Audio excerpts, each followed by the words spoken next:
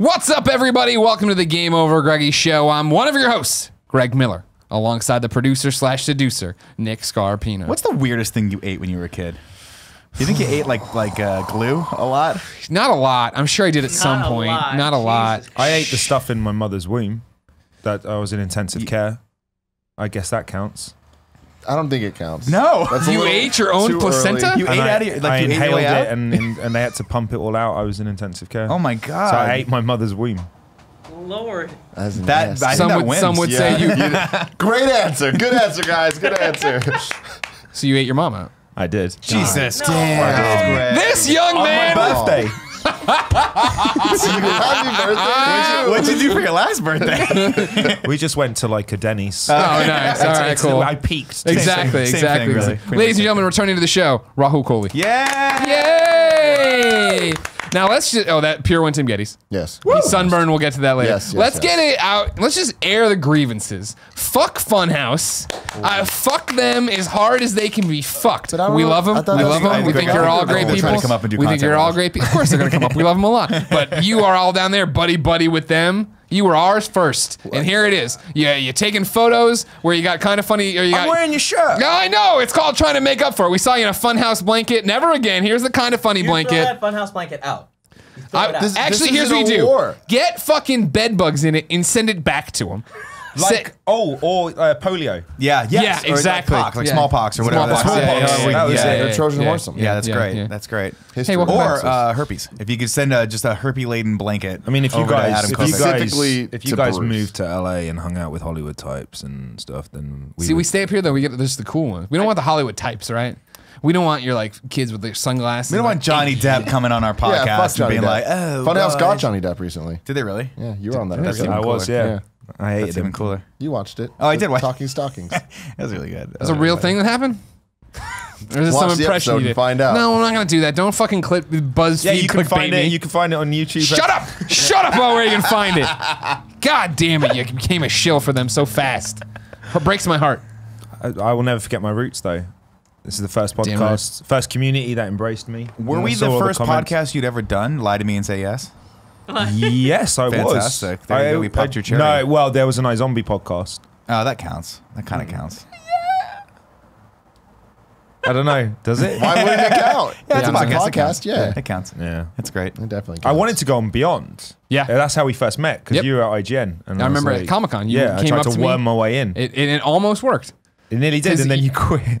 Well, no, it was that you ran up to me during Comic-Con when it was in between set changes. Yeah. Where I was coming off the main stage and you had been on the balcony and you ran by and you were just like, oh, by the way, I'm a huge fan of Rahul. I'm in the show. I don't know if it's going to get picked up. It's called iZombie. All right, I got to go by. I'm like, all right, whatever. Never see this guy Here we again. are. And then there you were in my 4 house. seasons later. And you're yeah, home. Pet and Porty. Yep. Yep. And now there's no Porty here to pet. But you've done a lot of other stuff with us. But he's all right. Oh, he's fine. Yeah, no, he's at home. Yeah. Well, he's been acting really weird. And Jen's no. like, oh man, like he put himself to bed yesterday, which he doesn't do often. God. He just walked out of the room and I was like, Porty, and like, Porty, come back. And he did that thing where he stopped, his ass hanging out of the bedroom, and he's like, nah, he just kept going. He's over it. You thought about it for He's a second. getting old though, man. Like Well, I was up. so like it's the thing of it that was alarming to me because. Let's dial it all back. All right, let's just go. Lord. Let's Are you yeah, gonna go start to back. cry? All right. Don't cry. No, I'm not gonna cry at all. No, when he's dead, yes, but not right now I'll because cry now when it's he's just like dead. what's going No, on. yeah, it's hypotheticals. We, we threw the housewarming. Everything was great. Blah blah blah. Blah. Everybody's having fun. A lot of action. He had a seizure afterwards the next day. Of course, he knew he would because he's Porty. Too much overstimulation. Blah blah I blah. like to like check in with him, see how. But then it was a couple nights ago, and sadly, I spoiled it, where I'm going with this story by telling you. But a couple nights ago, maybe a week ago now, we were in bed, Jen and I, and we're getting ready, and she's like, Oh, yeah. it smells like, yeah, exactly. yeah, She's very like, it smells like Oh, yeah. when you pee after drinking too much coffee. And the windows were open, and I'm like, I smell it too faintly. Like, it's got to be, a plant outside had died. Like, these gardeners had tore up everything, and so we have this, like, giant creeping plant that was, like, really cute and ivy, and now it's, like, dead. And I'm like, Chad's maybe it's revenge. that. Maybe it's that, Chad's revenge. Maybe that's it. It smells. I'm like, we'll check it out in the morning, whatever. Went to bed, woke up, she investigated more. No, Porty had peed on the bed at some point. And like I slept on it. And I was just like, whatever. But it wasn't wet. Like it had happened. It was like It's an aphrodisiac. exactly, yeah. The Dog coffee piss. pee. Yeah, But the thing about it is like that doesn't smell coffee pee's not what his pee usually smells like. It was dry by the time I got to it. So it had happened weirdly, and he doesn't pee for no reason often. Yeah. Ever. You know what I mean? Like, when last time he was here, he peed in the kitchen. right. But that's like a new place. You're getting your feels. That's Yeah, there's fine. pizza everywhere. Exactly. Pizza's everywhere. People are going crazy. I get that. And then it was another one recently where we were on the couch talking and he was at our feet doing something, blah, blah, blah. And I was like, all right, cool. I'm going to get a cup of water. And literally, it had been like, I hadn't been down that long on the couch. I put something aside and I looked down and there was a little puddle of pee. And I'm like, how did you stealth pee where none of like it's a hardwood floor? How did you pee right there when you hear? I was like, that's weird. And so he's acting funny. He had another seizure. The seizures are coming a little bit quicker than they should be. And so last night when he went and put himself to bed, and Jen went in there, she's like, he's shaking, but he's not having a seizure. He's like, he's scared. And she's like, I think it's an earthquake. I'm like, I think he's gonna die. I think these are the telltale signs this dog's on his way out. What's crazy to me is the first thing I thought is he saw a ghost. Because Yeah. I still think dogs can see ghosts. Sure. No. But I have no scientific data Sure. like that. Well, Porty can't see down the hallway. That's so fair I don't know. No, I was up in Tahoe, and my sister-in-law has a Boston Terrier named Dozer. He actually has two now. One Winston. They've done the thing where like Dozer's getting really old, so they've brought in Winston to sort of like help him keep moving around, but also realistically, it's like he's not going to be here forever. But it's sad to see him. Not sad, but weird to see him like through the years. I see him every 6 months, and he literally ages before your eyes. Like I get there, and now he's really big and he's slow. And like the other morning, I was taking care of him because they were all out, and he kind of woke me up, and I went and took him out, and then he came back in and looked at me, and he was like, "Are we both going back to bed?" I was like, "Yeah." He's like, "Cool," and he just like pieced out like right there. He's on the ground, just like laid down, and I'm like, "Oh man, you used to be the dog that would like." Not leave me alone and always want to be on my lap and always want to be pulling something, and now he's just like, leave me the fuck alone, feed me twice a day and just don't touch me. Yeah. And it's really sad. Like 2 weeks ago, I was out with Gia and we were eating in the Sunset, and we were like right by your house. Oh, thanks for the saying. You guys were gone. I forgot. Cool. No, that's fine. You in Missouri. You're probably getting you were. And so we were there, and we're talking about whatever the fuck's going on. We're like, oh yeah, Greg's place is around here. And she's like, oh my God, the coyotes. I'm like, what are you fucking talking about? She's like, have you not heard about the coyotes? I'm like, no. And then she's like, look it up. Just go on Google right now and type in coyote. I'm like, all right. First thing that pops up. Coyote snatches dog from San Francisco porch. And I'm like, oh no. Supposedly, coyotes taking over San Francisco. There's a whole bunch of them chilling in Golden Gate Park. And before there was a couple, now recorded hundreds of coyotes in Golden Gate Park. Wow. That's some scary shit. They're running around snatching these damn dogs. And I'm like, oh no. And she's like, yeah, can you imagine if it was Porty? And I was like, oh my God, that would be horrible. And I was like, but wait. He's going to die eventually. Sure. So I feel like at the end of the day, like there's this fucking dog, Bella, the slain dog. That's her caption right there. She's getting all this press. Oh, right? I see. Yeah, I'm like, if Porty's going to go out, I want him to be the face of the coyote massacre of 2017. What a bitch. Yeah. Rahul, everybody. But see what Gia then was like, and this would take us a step further because the Kind of Funny best friends would put an end to coyotes. Sure. Can you imagine the different charities that you would donate to make sure that every coyote on the fucking planet was destroyed? Sure. For destroying Portillo? Of course. Got to make that shit happen. We just go out there and hunt together. You buy wings and you change it into coyote, and you just eat coyotes. Yeah, exactly. It's going to be that day, everyone. If you didn't know, ladies and gentlemen, this is the Game Over Greggy show each and every week. 4, sometimes 5 best friends gather on this table. Each bring a random topic of discussion for your amusement. If you like that, you okay? Don't hurt yourself. Quite excited. That's okay. I understand. Head over to patreon.com/kindafunny where you can get each and every episode early by tossing us a couple bucks. How early? You can watch it live as we record it like so many people are right now through their private YouTube link. Thank you, ladies and gentlemen, for your $1. TPC14, by the way, says he might have an infection. That's why Porty might be acting weird. I'm keeping an eye on it. Okay. You know, I'm around this dog a lot. Yeah, I'm monitoring the situation because then he just goes back to being normal. I'm keeping up. Maybe he's just sad. You know what I mean? Attention. Cry for attention. Have you tried a vet? No. I don't believe it. I mean, it's one of those like. Fair enough. You think you're telling me this veterinarian knows more than me about this dog I've been around for 12 years? Yeah, that's what I'm thinking. This vet. If you want to give us no money, no big deal. You can wait and go to youtube.com/kindafunny where we break it up topic by topic, day by day, until it posts one big video and MP3 the following Friday. Rahul. Hey. Bring me up to speed on your life. All right? Oh. You just got the 4th season of iZombie. We did. Congratulations. Thank you very awesome. much. Thank you. What is it like being a CW superstar? I mean, it's exhausting. Like we've lost our privacy. Yeah, of course. I can't go to a CVS. On the scale of like you and Madonna, which one of you has a harder time walking? Right now, me. Yeah, he's relevant. Over the years, her. Yeah. But I'm hot right now. Yeah, this isn't like when she put up her Austin Powers music video and everybody was like, "Oh, Madonna!" Like this is your Austin Powers music video. Exactly, that's exactly what it is. I mean, Exactly, Yasmin. I mean, geez, I don't even know. I didn't want to talk about this on a podcast, but we were at CDC and for the first time ever, one lone paparazzi followed us for a second and just asked me questions. And in that kerfuffle that overwhelmed Yasmin, she lost her spectacles. The one and only Pap. That's how famous we are. I want to get to that. She was already shaken by it. I want to hear that entire story. But did you say you were at the CDC? Did I say CDC? We were at the Center for Disease Control, and the paparazzi got us. Took me a second there, but at first I was like, oh, they were just filming something at the CDC, like it's iZombie. It makes sense, yeah, because my character's from the CDC and it's stuck in my sorry. I was like, that makes sense. SDCC. Comic-Con. You were at Comic-Con. Okay. Comic-Con. And yeah, honestly, no, nothing's happened. It's awesome. Well, wait, what about the paparazzi? Where you were doing what? I know, we were just walking somewhere, I think, to a restaurant. And Gotcha. some guy just grabbed us on video and was asking me questions like, "Hey, how Is you he doing?" TMZ? No, I don't know what it was. Zombie star. I don't think anyone cares. I think it was just a dude with a camera. Not from a credible outlet. No, I mean, I was joking because Yazzie got obviously it was the most non-aggressive, easygoing one time in my entire life a paparazzi, and she happened to get her glasses lost. How did you lose? How did that happen? I feel like we're missing a part of this story. Was it like a lot of this, and you knocked them off? And you're like, just let us have our privacy. I'm trying to go to Joe's Crab Shack. Yeah.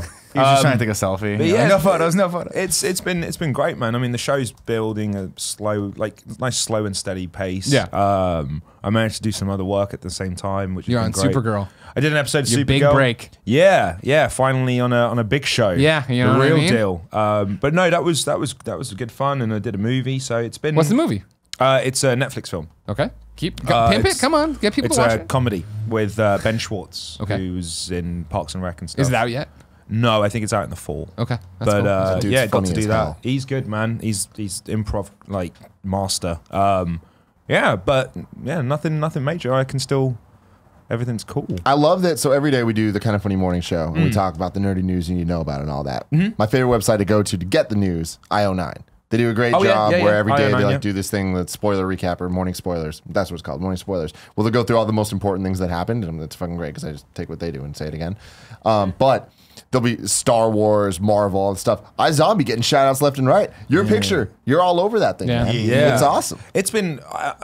I mean, we're not a big show. We're not Game of Thrones, and we're not even The Flash. But over the last 4 years, we've seen a real kind of steady increase, and I think people, once they get over the stupid title, and it is silly, I know it is, because it looks like an app. I think once, and also I think we came along at a time when people were done with zombies, right? I mean, we were in the height of Walking Dead and World War Z and all this stuff, and then we came out like, another zombie show. Yeah. I think once people got over that and then just watched it and found out actually it's like a really well written, fun thing. Once we it's kind of people have given it a chance, and I think also to be honest, you guys and Funhouse, lots of people, they. It's the inclusion of the word "especially" after Funhouse that we find. Did I say? I said especially, and then kind of funny and Funhouse, but also just the gaming community and people have embraced that too. I guess from me being on stuff, which is unintentional. I've never been here to promote anything. I'm a big fan of you guys. I'm a big fan of what you guys do. So, and we've seen that support spike too, and that's been awesome. Do they treat you differently? Does the show notice that and see that, and they're like, "Oh fuck, he's important"? I don't think they have any idea that I go on this stuff. They're up in Canada. They don't get the internet. They don't know anything. Yeah. Yeah, exactly. They're still on. They got dial up. So if your mum picks up the phone in the same house, it ruins your connection. Gotcha. Right in the middle. They're so far behind. Like, man, wonder if Colin will ever grow a beard. That's where they're at right now in the episodes. I think I has the show far exceeded your expectations? Did you expect it to go on this long? No. I think, and I don't think this will ever change. So when we did the pilot, we were nervous, and we were, the buzz around us was, do you think this will go a season? This should go a season. It's not a bad pilot. We've been in that mode every stage of the way. So when we got to the end of season 1, we're like, do you think we're going to get a season 2? I mean, we did all right, and it's just been like that the whole way. Even right now, we're never safe. So we'll be doing the same conversation at the end of 4, and yeah, we've never expected. We knew what we were doing was good. We know as actors, when you pick up the script and you see the lines and you see the dialogue, we knew it was good quality, but does anyone care? And that's what's always surprised us, is that, oh shit, people do care. Now, I don't know. Now it doesn't seem ridiculous to think about maybe putting aside another few years on this job. Sure. I was always thinking that, it's you're unemployed almost for 6 months of the year once it's done. But I don't know. Maybe there is legs. I don't know. So here's my next question. Because I don't think we touched on this when you were here before. Okay. Are you one of these actor types who doesn't want to do something for a long time? Because when Michael Rosenbaum was like, Sure. I'm done being Lex. I'm like, Michael, don't do this to me. And then he left the show and, ooh, Michael. I think I don't think there's a general rule for any actor. I had a lot of ideas before I kind of did a show about how I'd feel about art and my time and what I put out. And so like, in my eyes, it was like, to be on, say, a Law and Order or a CSI for 10 years. Like, how would I feel about that? Like, just doing a procedural. But then at the same time, I really enjoyed the job, just whatever it is, just the job. And I really like not being unemployed and being able to buy things. Yeah, of course, that's nice. That's fun. I really want a home. I really want to be able to support my family, and I want to. Those have started to take far more priority over art. I still take pride in what I do, and I still hope that I'm lucky enough to. I mean, the balance. What you really want is financial security while also making good content. Sometimes there's an imbalance. Sometimes you can only have one or the other. At this point in my life, I'd choose financial security just because I've seen now so many and heard so many horror stories of people who were hot for a minute and then it's gone and it never comes back. And then there are other people who will do a Law and Order, smash out 10 years, put it aside, put their kids through college. What up, Chris Maloney? There's a act on The Flash, Jesse Martin. Yeah. Jesse Martin was on that for years. He was awesome and now Jesse on that Martin is, I assume, I don't know the ins and outs of his finance, but when you're on a show and a procedure and you're doing that many episodes and that much volume, now I would assume you're free to make creative decisions that aren't necessarily monetary based. So that's what I would like. And I'm still young. I mean, even if we did 7 years, I'd finish at 34. And for a male actor. Why did you look at me when he said that? Because we're the old men now, so I like to know what you feel when you hear something like that. A little part of me was like, oh, so much of my life already gone by, and this is all I've got to show for it. But no, I mean, I feel great otherwise. I feel great. But the longevity for a male actor is it's quite long. So like, I'm cool. What I like about you, I like a lot of things about you. Thanks. What I like about you and your career is the fact that you aren't afraid to throw out any project you hear on Twitter. You're like, I'd be perfect for that. I've seen you do it for James Bond. Yeah. Recently, when they were like, we can't cast the Aladdin movie. You're like, hey, motherfuckers. Yeah, that got me in a lot of shit. Actually, that last one did unexpectedly because apparently brown isn't interchangeable. Well, it shouldn't be. So me saying I wanted to play a Middle Eastern character was taking jobs away from Middle Eastern actors, which I understand, but fuck off. I mean, I feel like you have to deal with a lot. How hard is it to deal with the people on Twitter that follow you for now your more gaming side stuff, but then they follow you for iZombie, but then when you're tweeting whatever fun tweets you want to tweet, yeah, you have to deal with a lot of bullshit? No, not at all. I think I make if anyone who follows me on social media, I think I've made it look a little bit more like a conflict zone than it is. I just love a good scrap, and I'm very easy to bait out sometimes, and I've shaken that now, but it's usually a lot of love, and I know a lot of people follow me and won't watch my show. Cool, but they like me for being on this stuff and doing that, and vice versa. There are some people who have no interest in gaming, and then there are some people who have found the other through that, which is awesome. Those are my favorite, which is like, saw you on the GameOverGreggy podcast, started watching the show. now I like that. And that's what Nick did. Yeah, that's awesome. I love that cross. Well, that's the thing too. Is like when you talk about longevity, like it's not like it used to be, right? Where you get typecast as sort of like a quote unquote TV actor anymore, right? People are jumping back and forth. They're doing lots of cool projects, and I think the playing field is a lot more open than it used to be for everyone. So like we were talking a little bit at lunch, and I thought it was fascinating is that you just have this. There are certain people that I think are suited more toward excelling in sort of in certain platforms, and I think you're really well suited for being really fun to watch on social media and also on these shows and also in people's content and all that stuff. I think it just lends itself well to the sort of cycle that you can get caught up on and like of growth, right? And we were talking like when you came on GameOverGreggy, you didn't have.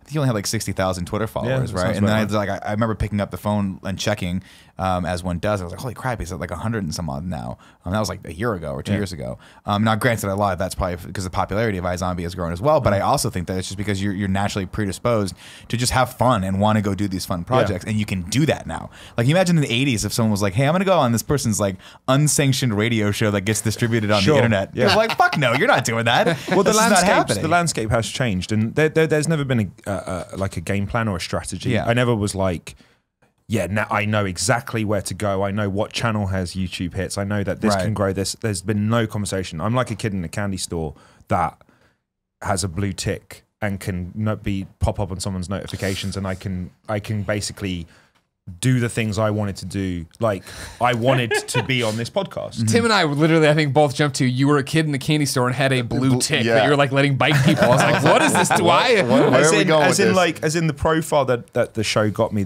it's obviously such a small profile, but it was enough that I was able to go, I wanted to meet you, right?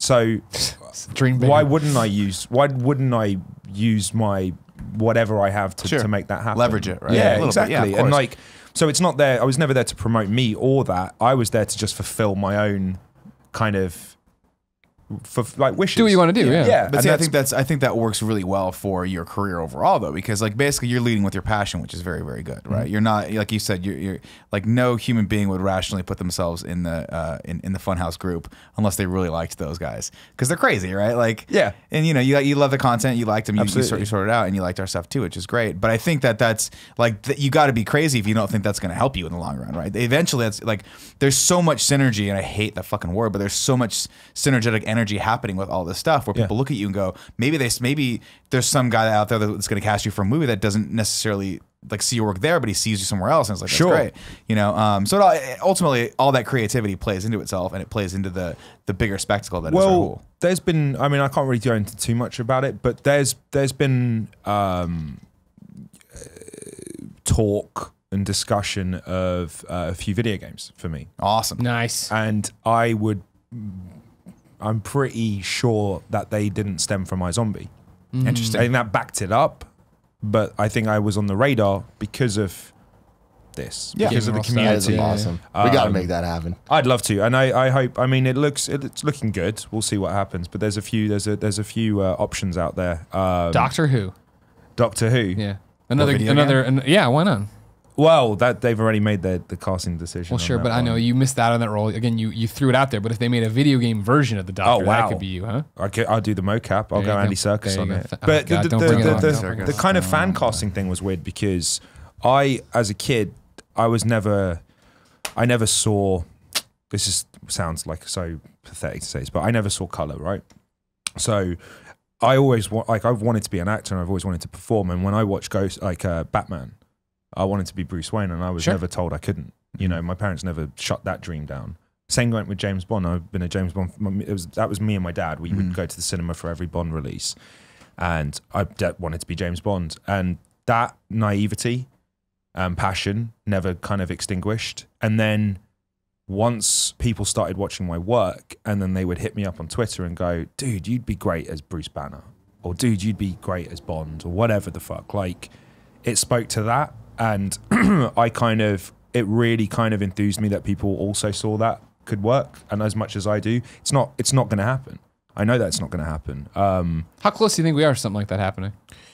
Depends on the project. Yeah. Something like Doctor Who. Doctor Who was interesting because, and I was considered, I wouldn't say I was considered. There was no call to my team, but on multiple articles and team. stuff. Hell yeah. I know that was the most pimp thing I've ever said. dope. That was I just got My very team intimidated of by, yes. Who's wrapped in one of our blankets currently. It's so hot in here. Why is she in the blanket? But she's repping the kind of funny.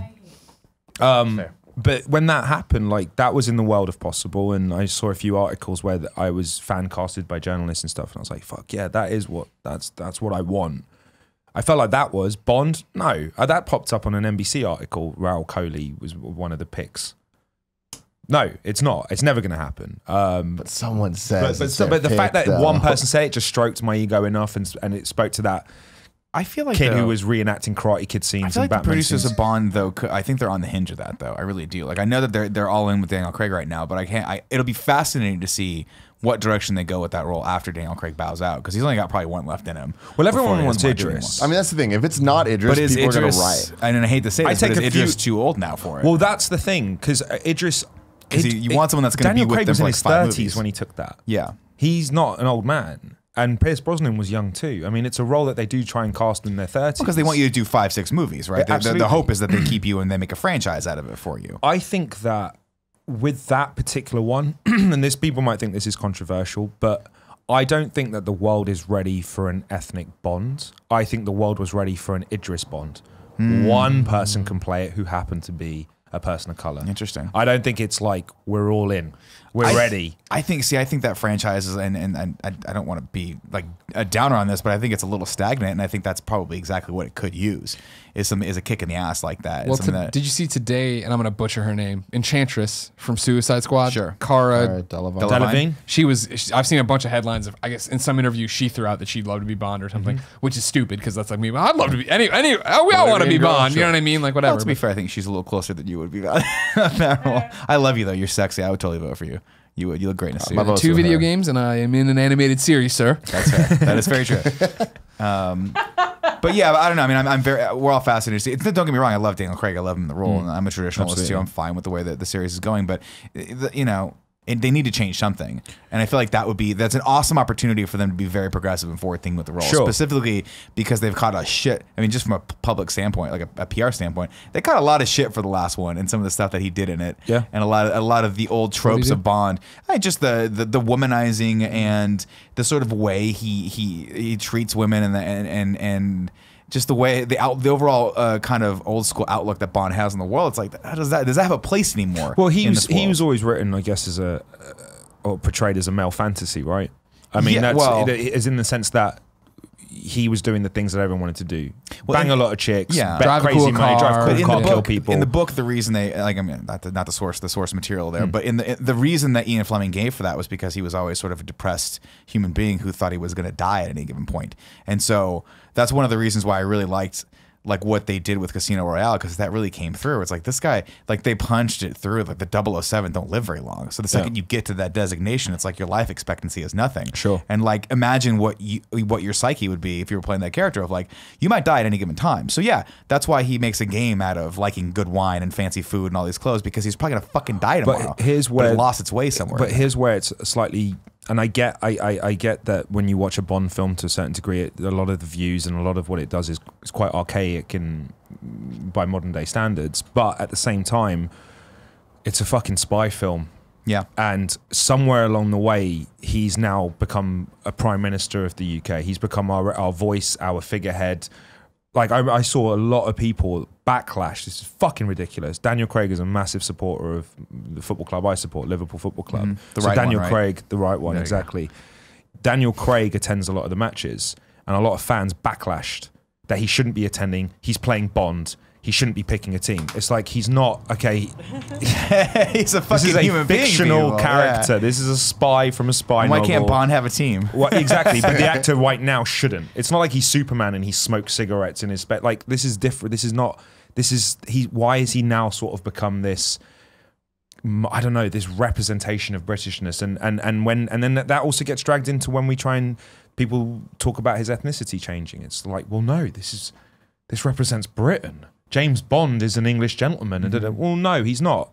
Somewhere along the way, we've got a bit lost with that character, and we've put way too much on the shoulders of a stupid, fun, dumb spy film. Yeah, I mean, it used to be a film where they'd have ejector seats in cars and shit Absolutely. like that, right? I've always talked about you want to revamp Bond. You just don't hold so hard to the character. Cast someone for 3 movies and then just have Bond be a designation, like a code name. I'm down right? for one movie at this point. I think that the biggest problem with James Bond is that there is too much on a franchise. And Daniel Craig, it's like, yeah, Casino Royale was great.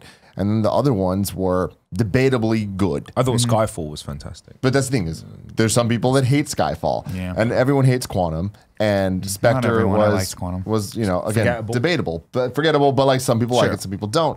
But it's like I think that somewhere within those 4 movies, there's one really, really, really good movie, and I would be totally down to get one with Daniel Craig, and then one with Idris Elba, and then one with whoever the hell. Yeah, I think the thing is that's not, I mean, most people go like, oh, I like this guy, let's see him again, right? And there's bankability in that. Where if you know that Daniel Craig can open a James Bond movie, you're going to want to reinvest in him, right? It's the same reason why they don't recast Iron Man every movie, right? Everyone loves RDJ. He did the role. It's fantastic, and that's what they're hoping for in this. The problem is I think that they just keep trying, they just keep going over the same material over and over again, and there's nothing really that feels new. The reason I loved Casino Royale is I was like, fuck, this actually feels like new. This is not a suave debonair Bond. This is a fucking hulking like marauder of a Bond. And I think that's really cool. He's very damaged and fucked up. And then it got muddled, and the writer's strike happened, and then all of a sudden it was like we got back to Skyfall, which then to me is more Roger Moore than it is anything else, because it's like, whoa, cool gadgets and cars and shit. I'm like, ah, fuck, man, you guys messed it up. I have a question Yeah. for you guys, being American as well. Is the world ready for an ethnic Bruce Wayne? Yeah, I think so. 100%. Really? Yeah. just You talked guys about this don't last feel. week. You guys don't feel as. That was on my mind too in terms of it. I don't. I think we are. I don't think the world is. But I think that's how the world gets ready, though. Right. I think that the world forced. will never be ready for that, right? Until you do I it. think it needs to happen, and then like it's the same shit with Doctor Who, right? How many people are upset right now about a woman Apparently, being Doctor apparently Who? it doesn't seem as bad. It's a small minority. It seems like. I mean, no matter what, it's a group, right? Yeah, and even absolutely. a small minority is a sizable group, and I Yeah. feel like that group will always be there. It's just this needs to be normalized more and more Sure. and more, and then eventually that's when the world will be ready, right? Like the world, it's not just like a ticking clock where it's like eventually it's like now it's time for a Black Bruce Wayne. Yeah. You know, it's like we just need to make it happen and then just stick to I it. guess we don't do that with technology, do we? I mean, at the end of the day, we always fear change. Yeah. And if you Internet- ask people to their opinions on something coming, a lot of people scared about change. You thought it normalizes, it becomes part of our thing. And that's the thing, right? Audiences want what they want, but they also kind of want to be led a little bit, right? Like you can't. What's the old saying? Like you have to give them like I always slaughter this adage, but it's like give them exactly the same as before, but different. Right, that's like every movie we want. It's like give them the exact same thing but Max different, Landis thing. right? And in this regard, but that's everything, right? That's Marvel's strategy in a nutshell. It's like every Marvel movie is the exact same thing that came before, but a little bit different. And it works, right?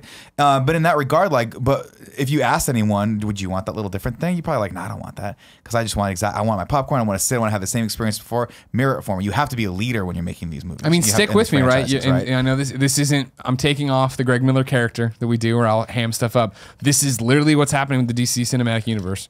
Quality of scripts aside, that Superman's not bright enough. That Superman isn't hopeful enough. It's like they say they want something different. They say that Superman's boring as a Boy Scout. They give them something different, and everybody universally hates it.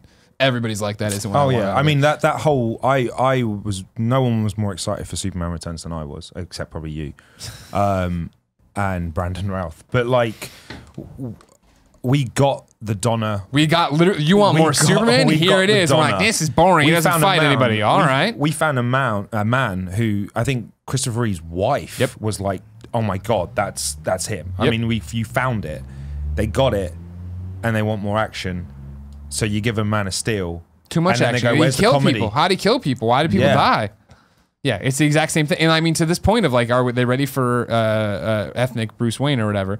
I think you already see the people will love that and they'd love that kind of stuff. But the problem is it would come off gimmicky. The problem is that it would get so many people mad that aren't ready for it. And it's what they're doing with Marvel and Spider-Man, right? Where are we ready for a minority For Miles? Peter Parker? No. But here's Miles Morales, everybody. You know what I mean? Here's his own 'cause thing, his own character, his own stuff. Because Batman comes up a lot for me because it's my favorite franchise, and For the and record, I also work for DC. I almost put you in yesterday or last week's topic about who should play Batman because Nick wanted us to do different choices. Yeah. and he said It was like what? Serious like pick, fun pick, and then there was like wild card oddball, slot, like, wild card. Yeah. And I think I put you in as wild card, not sweet. because it was. Are they ready for this? Yeah. But then everybody was like, it was like making like, jokey people, and I was like, I'm not gonna say Rahul right now. I don't mean it like that. But I mean, but there's a distinction also to be made between like, and this is unfortunate, but I think like, is it changing in your brain if I say, is the world ready for a black Batman or a black Bruce Wayne? Well, that's what I was going to say, different, because right? whenever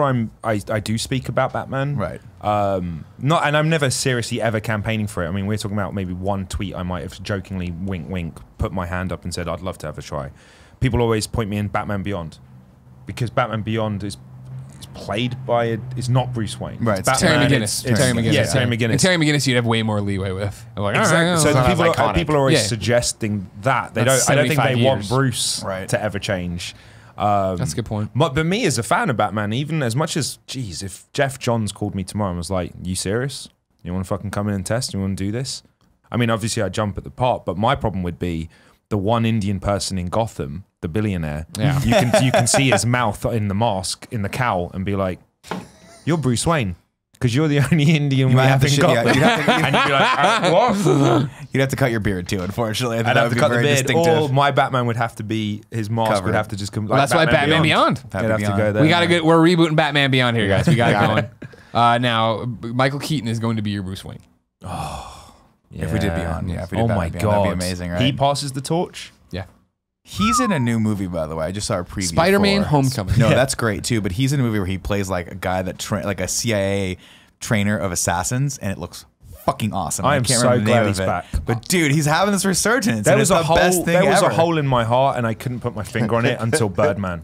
Yeah, And I was like, my Beetlejuice, my Bruce Wayne is back. He's such an incredible actor. He's so important. yeah, I And don't know. I'm so- I'd love to sit down with him. And be like, I don't know too much about his past and his history, but I don't know where that like veered off for him, right? Because he was a huge star closing out the 80s. That Batman movie made him big. He did Mr. Mom before that, and like Gung Ho and all these movies that were great. Great comedic actor. Did some great dramatic films too, like Clean and Sober was fucking amazing. And then just nothing for like all the 90s. And I don't know if it was because he just didn't want to do Batman anymore, or if there was some troubles that he had in his or if he just wanted life. to concentrate on family. Maybe. Yeah, I don't know. I know one thing about him. His name's Michael Douglas. Yeah, isn't that wild? And then he couldn't get his SAG. He needed to change his name, and then he saw Diane Keaton in the newspaper and went Michael Keaton. What? Yeah. Yeah. He was his real name is Michael Douglas, and he had the unfortunate like he was coming up when Michael Douglas was Yeah. huge because of like movies like Wall Wow. Street and things like that. Isn't that weird? That is That's really fucking weird. cool. Yeah. That's fucking cool. So, is it cool being famous? I'm not. Yeah, you are. What's Comic Con like for you now? Because I met That's you at the gotta one be wild. Comic Con when nobody knew you. They did, yeah, and they laughed at the pit whenever we had to tell the synopsis of our show, and they were like, "It was hard. It was a tough one. That one. It was amazing. It was incredible to be a part of that. Like just even to be at a panel. Now it's all right. It's not Walking Dead. We don't get like I don't cause a crushing in a comic. It doesn't become a public safety if I'm seen somewhere. It's not that in the slightest. It's a handful of people want selfies. This was the first year that, like, every year I like to, the night before, it's like Rocky when he turns up at the ring. Don't know why, but the night before he fights Apollo. But I like to walk the floor, just buy some stuff Sure. and Wednesday say hi preview to night? people. Well, we usually are there for Friday, so I'll do it on a Thursday. Gotcha. And I'll just walk around with Malcolm. This year, I wanted to do it. I did it. It got intense. There was a lot more people, and I was like, oh, handler would have been cool, but still not necessary. Yeah. That everyone's so sweet, and it's not a big deal at all. It's awesome, and every single person who recognizes me, either it be from the internet or from iZombie, it's awesome to know that the work's been seen. I love it. I will take every photo. I will wait. We do that all the time. Like we were waiting for a bus. Everyone had to stay indoors with bodyguards. I couldn't be bothered with that. I went out into the crowd and just signed Stabbed. until tried to. Hey, everyone! But You're not Rose. yeah, I just stood out. They could see us through the door. Yeah. Or were you saying that I had a buddy of mine that stayed in a hotel once, and I forget which one it was, but apparently it was where a lot of the like A-list celebrities were staying, directors and producers were staying. And I guess there was so much security that it was like that. He was like, you get through this rush of security, and then it's this quiet lobby where a bunch of just celebrities are sitting like checking Twitter. Yeah. And everyone's just waiting for their ride to come. Apparently, I wouldn't know what hotel that was because you said A-list. So that's I'm where putting- I they put that's you where on. they Stop put. it. We're at a hotel around the corner. We really are. But yeah, I mean, again, like I said, it's. I mean, I saw a clip because Grant Gustin, I love him to death. He put on social media. There was a video of him outside set, and we shoot in the same city, pretty much always a few roads apart, you know. And on his set, they had about 50 people waiting for him to come out of his trailer to catch a glimpse, to do some photos. We had one every 4 months. That's the difference. Yeah. And that's the same network. And that's usually Yasmin who's waiting. Well, she has a blanket now, Stay the so fuck she gets away from cold in us. You Vancouver. fucking creeper. But Don't yeah, stab so him. that's just to put things into perspective, even on our own network. Like I never Yeah. never lose, don't ever lose sight of it just because of 5-6 people watch your show and say hi at like you're not fucking famous. You haven't done anything yet. It's just the start, and we're very happy with everything and how it's going. Cool. Yeah. So what's your topic, Rahul?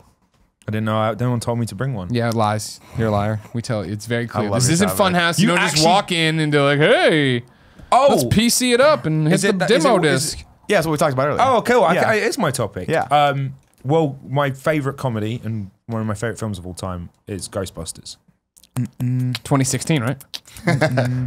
Especially, yeah. it's what got me into the franchise. But yeah, Oh, that's so sad to think that actually is a movie that probably brought people into the Ghostbusters Like when I hear franchise. people talk about Karate Kid, or I talk about Karate Kid, because shit, man, that's the first thing I ever Hey, cosplayed best as. That's around, the man, first of thing course. yeah. Naturally. And also, it was, we all thought, all the Indians back at home, we all thought Ralph Macchio looked like one of us. So that was it. So we Close enough. We got to win. claimed it. Done. He's tanned. He's got dark hair. One of us. Yeah. Last name is Macchio. Macchio, It could sure. be. That's Indian something, Cool enough. right? Yeah, it could be for me. But Ghostbusters was such an important thing for me. Hell yeah, it was. Yeah, and the real Ghostbusters. Hell yeah. Oh, and the first time I ever collected merch. Yep. Toys, proton Oh, yeah, packs, dude. everything. And I have, again, this goes back to me. I sound like a fucking egomaniac. Fan casted myself because Yeah. it's a dream to want to have been one of those 4. Obviously, the new one. I'm not going to talk about it too much, but it wasn't. I didn't enjoy it. I didn't enjoy it for multiple reasons, and it had nothing to do with the casting. It was just that they were women. I just hated that it was all women. Yeah. No, I just didn't like the style of humor. I actually had a problem. If it was funny, funny's funny. I don't give a fuck. I don't care who does it as long as it's funny. And for me, it didn't hit the comedic beats I wanted it to hit. It was a bit silly. Yeah. That was the problem. Like years and years, like Ghostbusters is my favorite film, Yeah, right? yeah. You know that. And years and years and years ago, when all this started, I like when reboots and relaunches and all this shit, I'm like, they're gonna redo Ghostbusters, and here's why it won't work. And I said this back then, let alone where we are now, is that they're gonna make it into a pratfally comedy. Because like if you do a comedy now, even if you do something as simple as Daddy's Home, a movie that is not good, but number 2 looks kind of good. Where it's just like, hey, here's a bunch of stupid shit. There's this motorcycle Coming scene around. where they drive a motorcycle through a house and out a window, and it's so CG and so fake and so Yeah. stupid. And it's like and I know it sounds weird, but the practical effects of even a Tommy Boy are like gone. Where it's like Chris Farley actually falling through a table. That's funnier than in Ghostbusters, the reboot, right? yeah. Melissa McCarthy like getting zapped all over the back alley. You're like, How many ugh. times did she do that? Yeah, That was- exactly. like 15. Like I think it was. 15 times in like- the one movie. it just popped into my head because just popped in there. this just popped in there. See, that's why it wasn't. It just didn't hit the beats for me, right? And I'm not going to get into the whole that bullshit with the gender swapping and I don't, That whatever. wasn't the issue. That was never the issue. Yeah, I think it's important to say though, like and that's, that it's muddies hard, the waters. It does. It's hard to criticize that film because of that discussion. Yeah, And it's that an holds important people. discussion to have, That but ties people's hands up, and it makes the argument. you become put in something 4 else. male actors in that, right? And there was never a conversation about it being all women, and there was never all the energy that went into that. You still put 4 male actors in that, same comedy, same jokes. Still wouldn't care. Still not a great movie. I wouldn't care. Still That's not a good exactly movie. exactly. If you just literally swap them for the usual guys, in that position, still wouldn't have worked. So, I don't know. I would love to see a Ghostbusters reboot. Maybe if we are going to adopt a new comedy style, maybe we'll adopt a comedy style like The Office. Maybe we make a mockumentary about a group of paranormal guys trying to start a interesting. comedy. Very good, very good. A thing. Don't steal my. Oh, they can steal it now. Write that script. IP, you got it. But Copyright. I would like to know what everyone's fantasy See, I love roles would this. be in that. I love and this that's, because- and that can be as mixed as you want, whatever you want. Just who you think's going to bring something. I love this. I love the idea, and I love the idea of starting from something different, like the. My brain will not allow me to envision a Ghostbusters film though. That's like mockumentary style. It's a great idea. I was just throwing no, something I know that, different, but like to me, it has like I've always wanted them to just be like, just pick up with there's a new threat and there's a group of people that have heard of these Ghostbusters that everyone calls bullshit now because that was in the 80s, and now it's the year 2017 and there's a ghost and they go back and they research that technology and find it and bring it into the new era. But to me, it doesn't have to be all male or all female or all white guys or all whatever. Like I don't think we need that at all. No. I think it's a group of people who are like ghost hunters for all intents and purposes, and they can be mixed gender, mixed ethnicities, all that stuff. And you just going after that. You gotta either because again, Ghostbusters reboot or Ghostbusters 3. There just came a point where I was like, just don't do it, please. Well, we had Just Ghostbusters 3, didn't we? We all it. played it on PlayStation. Exactly, we did. Fuck yeah, we did. And even that was like, all right, this is just Ghostbusters 1 again. Where is Sigourney Weaver? Why no explanation? Sidebar: was that better or worse than the Back to the Future game? Oh my god, League's better. No. No, Ghostbusters the video game was good. okay. No, Okay. but I mean, Story-wise was like a in terms of the little- story, it was like this is just you're just doing Ghostbusters. 7 again. out of You know 10. what I mean? And it, Yeah, exactly. I think IGN gave it an 8 out of 10, but no big deal. And they're the final answer on all these things. Don't worry about them. Did you rate that game? Yeah. Of course I did. Of course I did. There was actually, I'll never forget that. That's when you went to New York to hang out with like Dan Aykroyd. Dan Aykroyd. Yeah, Holy we shit. shot the Ghostbusters thing. I was in my suit and my proton pack, and I got to meet him. Oh hang out my with him. God. It was awesome. It was That's amazing. incredible. I love that story. Gave me the bottle of vodka, the Crystal Skull vodka he sells. No way. It's filtered through No filtered through way. crystals that have spirits in them. True story. Watch his infomercial. We all need Gets a kinda vodka creepy. company, by the way, because I think George Clooney just sold his tequila company for like $1 billion. We should get kind of funny vodka Just throwing going. out that. Okay. Well, we're not cool enough for vodka. We need like some Moonshine? shitty. Amaretto. Moonshine? That's great. That's great. Amaretto. I'm alright. It's just shitty liqueur. Yeah. So it was fine. It was just too samey, and that's Yeah. the problem. Is it's too samey. What you're saying just doesn't make sense. No offense to you. I love you very much and your thing, but it's like I think- again, we don't believe in ghosts. Like motherfucker, there was a slime shell around the fucking New York thing, and then you're gonna tell me kids aren't learning in the history books about the time the Statue of Liberty walked down the fucking street and slammed. Like we got to. Okay, That's so real. the and the dialing it Titanic back. docked. Yeah. Like, Dialing it back to what we have. So everyone believes in ghosts, but we haven't seen that in a long time. It's supply and demand. Sure. There's no need for the Ghostbusters, right? They've all gone their separate ways. Maybe they're dead, and it doesn't matter, right? Some of them are dead, unfortunately. So I would say, it's just a matter of like. The new class discovers something and they have to go back, they have to research, and that there's a reason why they're bringing all that cool technology into the new era, right? Smart kid figures out that the proton wand can Neutrona look like wand, please. Jesus Christ. Proton pack, neutrona wand. wand. Slimer. Yeah. Greg, I Janine. think you in your eyes. I don't know if you like. I'm seeing that you kind of like my mockumentary Office take on it. My take Like on them it. actually documenting leaving like the upstart of a company, not addressing Ghostbusters one or any of them, just Yeah. an upstart and going through that, going on their first ghost hunt and documenting it with a documentary crew. I like it because it's different. Yeah. Completely different. Yeah. Because my take on it would be, because I like to get away from, if we're going to do it, let's reboot it all. And when I say reboot it all, I don't mean put out a fucking trailer for a new movie that says 20 years ago, 4 best friends, and then never mentioned because in a different universe. That doesn't make a goddamn sense. I would say we get out of New York. Here's what I'm going to do. I'm gonna rip off Monster Squad. We're going to get out of New York. We're going to go to some suburb, sleepy suburb where all these kids are going to school or whatever, and make high school Ghostbusters, right? Where you ever see Monster Squad? No. Oh, fucking watch Monster Squad. It's a great movie. It's these kids, and they have to fight Dracula, Frankenstein, Wolfman. Yeah, it's a fun kid movie. I actually went and saw it a month ago or 2 months ago, whatever, in the theater. It was good. We've already established this. There's this awesome moment that I'm building to. I want at the end of my Ghostbusters movie where the movie it's a kids movie, right? Monster Squad. So like the one kid like writes in crayon like, "Dear Army guys, send help! Like monsters are here, whatever," and he sends it off. Then in the movie they beat all the monsters. Spoilers. And then the Army guys roll in, and they're like, "Who is Timmy?" or whatever the kid's name is. And the one guy walks up and like, "I am," and he's with all his friends. Like, "Who are you guys?" And the one kid pulls out a business card they had made. And he goes, "We're the Monster Squad."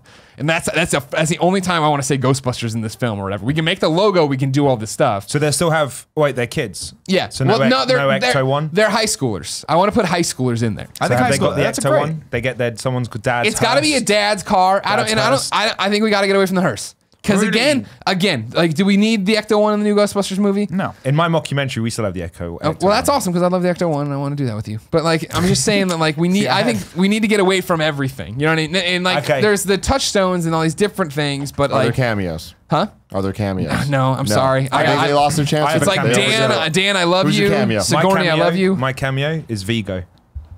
He's dead. Just the painting. Oh, just the painting? Just That's the hot. painting That's good. That's real good. I like that. All right. We can do that. We can I do had that. a pitch for a Back to the Future movie, a sequel to Back to the Future, where two friends find the plans to the time machine online, and they build it in a DeLorean, and it takes them back to 1985, and the car totally fits in because it's a DeLorean, and it's 1985. Never got around to writing that, though. No big surprise. It's good, though. Yeah. That's the thing is, like, do you understand that, like, we're, not anymore, obviously, but, like, at the time, we were... In 2015, if we would have gone back 30 years, we would have been in 1985. That's what I'm saying. Yeah. So like that's the whole concept. Like in '85, they went back to what 55 or something like that. 1955. So yeah, if they went back 30 years, it'd be the '80s, and Exactly. I know the '80s, motherfucker. Yeah. So that'd be hilarious. Talking about going back to the '80s, by the way, I just heard that Creed 2 is going to have Ivan Drago in it. Oh yeah, I never saw Creed It's going to 1. be a Russian. Oh, you should Creed watch is great. Yeah. Creed's Creed's fantastic. It is. I mean, it's a Rocky film. It's the exact same. I cried 4 concept. times. Really? That's everything got me. Everything. But did you? What did you think of Rocky Balboa? I loved Rocky. I loved it too. It just 5 doesn't exist in my head, and that's it. Everything else I love. I don't care. Yeah, that's a tough one. It's like a time capsule. You get to watch cinema, like the same film made every decade. Do you know what I mean? Yeah, so you yeah, get to see a 70s version of Rocky, an 80s version, a 90s version, millennial. Like, it's like watching cinema evolve. Yeah, Creed is really good. Sorry. The team did a great job. Ghostbusters. Ghostbusters. Oh no, yeah, Tim was going to say something. I was going to say, I feel like for the casting, what's important is that it's a group of people that know each other very well, that can vibe off of each other very well. And I'm talking about from actors and directors and producers and writers, everyone involved from like the top level needs to know each other. And it needs to have that vibe that the original Ghostbusters So you want to take did. like the cast of the Workaholics or something like that? That's what I'm saying. You want to cast No, a but zombie. here's the thing, though. Yeah, cast Ghostbusters 2016 is pretty much exactly what I'm saying, right? Sure. Yeah, because that was a group, and even the director and all that. Yeah, Paul worked with Melissa. But the difference is, the group needs to. I like your idea, not necessarily about the mockumentary. I love that idea, but I like it that it doesn't need to be the exact same style of the original Ghostbusters, which is what 2016 was, which was taking that and trying to modernize it. Right. I think that is a mistake. It's more just let that group have their take on whatever the thing is. So I'm thinking, and again, I just love these guys. Sure, but yeah, the Workaholics guys, I'm actually That's a good pick. all fucking about that. But like the Broken Lizard dudes, and fuck some of them yeah. might be a little too old at this point. But like, I would love to see what they do with it, even if it is a weirder story, like totally weird. Like, just let them be like, hey, literally, you're Ghostbusters. Make something. How awesome would that be? If Sony was like, whatever, we're going to hit up all these different groups and give them X amount of dollars to go make a Ghostbusters movie or short, and then we make a Ghostbusters anthology thing Cinematic universe that is actually just a bunch of different teams making stuff. Give them a couple rules where it's like, here, you have to make it, it's based in this year, and, you know, there can only be this, this, and this, or whatever. Fuck it, give them the same script.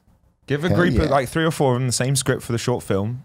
And let them make it and their style and have choose their director. Yeah, I mean, look, because you jumped in. I'm sorry. My group just threw out would just be the Hot Wet American Summer people, like Stella and Michael Wayne and all them. That'd be awesome. He just, I think Michael Showalter is the name of the guy that directed that, and I want to say he directed The Big Sick. He did. Yeah. Which is, I just saw this past weekend. I was recommending you see it. It's my fucking movie of the year. So really? far. I fucking loved it, dude. It's great. Did you not like it? I can't believe thought it you was had good. criticisms of that movie. I thought it was so fucking good. We got to talk about it. I don't want to waste the whole thing now. It was so good. I loved it. I think that's obviously like you guys nailed it, right? Like that you had a group of people who were used to performing together, who came up together at Second City, who were doing Saturday Night Live together. They did Lampoons together. They did all these things together, and they knew each other. And so it was the same as all of us just sitting here collaborating and having and doing something fun, except they had money and a budget, you know, and they could go and make it bring it into fruition. But I think that. Like, I don't know. I think the big problem with the newest one is that they didn't treat it like a real movie. Like Max Landis said this, and I think it really stuck with me, is like most great comedies are just really good movies, like dramas that have comedic elements to them, right? So like you could legit go back and redo Ghostbusters and have it be a horror movie if you wanted to, with the same premise, because it's a fucking cool premise, right? Dude, I am all about this. This is what I want. You want it to be a horror movie? Like, I want it to be a horror movie. But that's what I'm saying. I don't want it to be funny at all. The problem with the movie, and not to disparage Paul Feig either, because Paul Feig is a phenomenal filmmaker. I fucking loved Bridesmaids, but Bridesmaids was good because it was a good movie that had really funny moments to it. You take out all the comedy in Bridesmaids, and it's still a good movie. It's still just about a girl who's like just hasn't progressed in her life, and all of her friends are leaving her behind because they are, and she can't figure out why. Right, and that's you know, and you wrap that in and amongst the plot of someone's getting married, like your friend's getting married, right? That could be a horror movie, that could be a drama, that could be an indie film, that could be a comedy. The problem I think with the new Ghostbusters was that it just didn't. It was like, let's get together and do a scene. What's it about? I don't know. I figure out as we go. I don't have enough wontons in my suit. My biggest complaint when I sat down, and it was quite apparent early on and stayed the entire way. The biggest problem with 2016 Ghostbusters was, in the original Ghostbusters, they were the eccentrics. They were the guys who said that they believe in ghosts, that they can capture ghosts, and the entire city was played for real. And that juxtaposition, that kind of what's the word I'm looking for? Juxtaposition. That juxtaposition of that is where the comedy stemmed from. It's why them hold with the oversized packs, and the guy goes like, "What are you guys, some kind of cosmonaut?" And no, someone saw a cockroach up on Twitter. Like the whole world was normal, and they look like these fucking idiots. And then 2016 Ghostbusters, everyone's a fucking idiot. Yep, the guy who fires them from the university, and he's going all of that stuff. What are you doing? It tonally just completely missed the mark, right? And it took it away. It wasn't a believable world. It just became Anchorman. To be fair, I think that's actually a little bit of the reason why the second Ghostbusters suffered too, was that you started getting into a lot more of the, like when they came back, they were playing those characters themselves, and all the other characters, even Janine, for instance. Janine got crazy. Janine got crazy. Well, I thought that there was a little bit more crossover with the cartoon. Yeah, 100%. It seemed like the cartoon started to influence a lot of the looks and a lot of the characters. They were almost give her red hair and cool glasses. It was like they were doing a remake of the real Ghostbusters rather than the sequel to the Ghostbusters. Right, but that's like that Janine character, for instance, was put specifically there as a plot device to say exactly that. I'm a normal person. Or even Winston was like, I'm a normal person in this. Yeah. Oh, that's what Winston's And these role people was. are fucking crazy. Yeah. Like I've seen shit that'll turn you black. You know, like this is fucking nuts. Is it white? White, because he's black. Because he's black. That's right. If you recast it, if you were Winston this time around, I would love that in all black Ghostbusters casting, and Winston's white. My bad, everyone. I see shit that would turn you black. Sir, that's racist. You can't say that. Can't say that. Anyway, but that's a very valid point, right? Is that somewhere along the lines they're just like, I mean, they relied heavily on that improv style, and I think they started to lose That's it. the genius of Winston. The whole thing is she rattles off the list, and she's like, "Do you believe in da da da da?" And he's like, "If there's a steady paycheck in it, I'll believe whatever you say." Right? Because they're the eccentrics. Right? They're the wacky zany guys who were right, and the city slowly realized that they were right too. You know what I mean? This one was just it was just wacky. It was just. Anyone, I don't know. It upsets me. Yeah, I don't like it was a missed opportunity, and I thought that with the same cast, just a different approach would have worked. Sure, you know what I mean. The casting didn't even have to change, but the question was about people catching up in the chat right now. Yeah. I apologize, everyone. I did not mean that. But yeah, no, it's solid, and you're right. Like take that same cast. Wrap it in someone else, and I'm not saying it needs a new director, but have a different story for it and treat it with a little bit more of an adult angle, and you would have had a great film. Because there were moments where I was like, they got a good chemistry talented. together. Is it Kate McKinnon? Yeah, I saw her alts. They released 8 minutes of her alt dial. She did her alt lines for Ghostbusters, where she just improv'd. She's incredible, dude. Yeah. Is where were those original tapes? audition tape?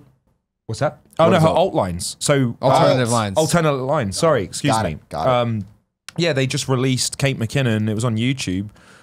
Just all her improv and just trying it out and giving it different. It was incredible. She's so talented. She would still probably be in my dream casting. Interesting. I wouldn't replace Kate McKinnon. I think she was fantastic. Who's the rest? Who do you got in the lineup? I can't get off the idea of Martin Freeman. Just because I love him. He's in my favorite UK comedy.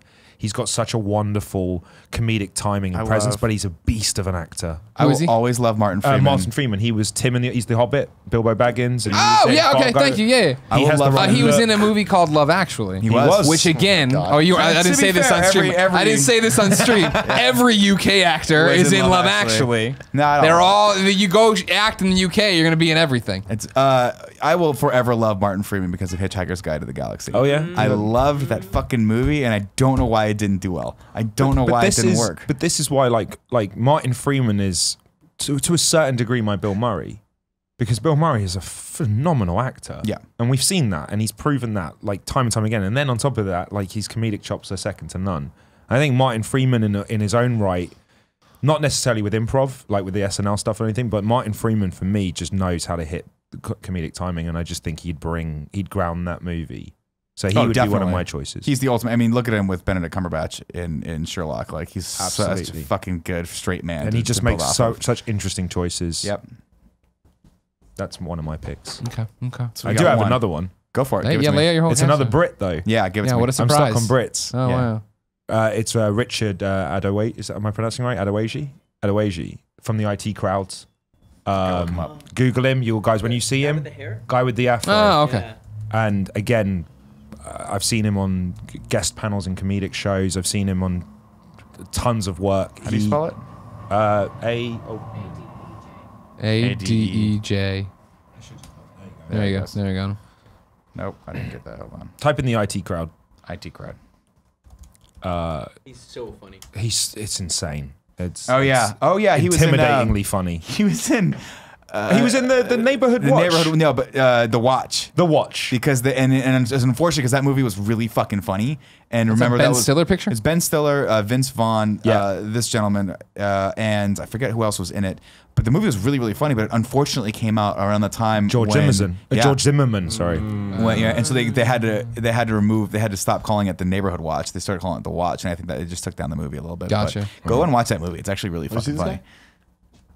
This guy, you've seen him. You know who he is. He actually plays. I don't want to spoil it. He's used in GIFs a lot. I see him in internet GIFs. He's very gifable. Actually, this guy, I forget this actor's name too. He's from the Irish actor. He was in Bridesmaid. Yeah, he's hilarious too.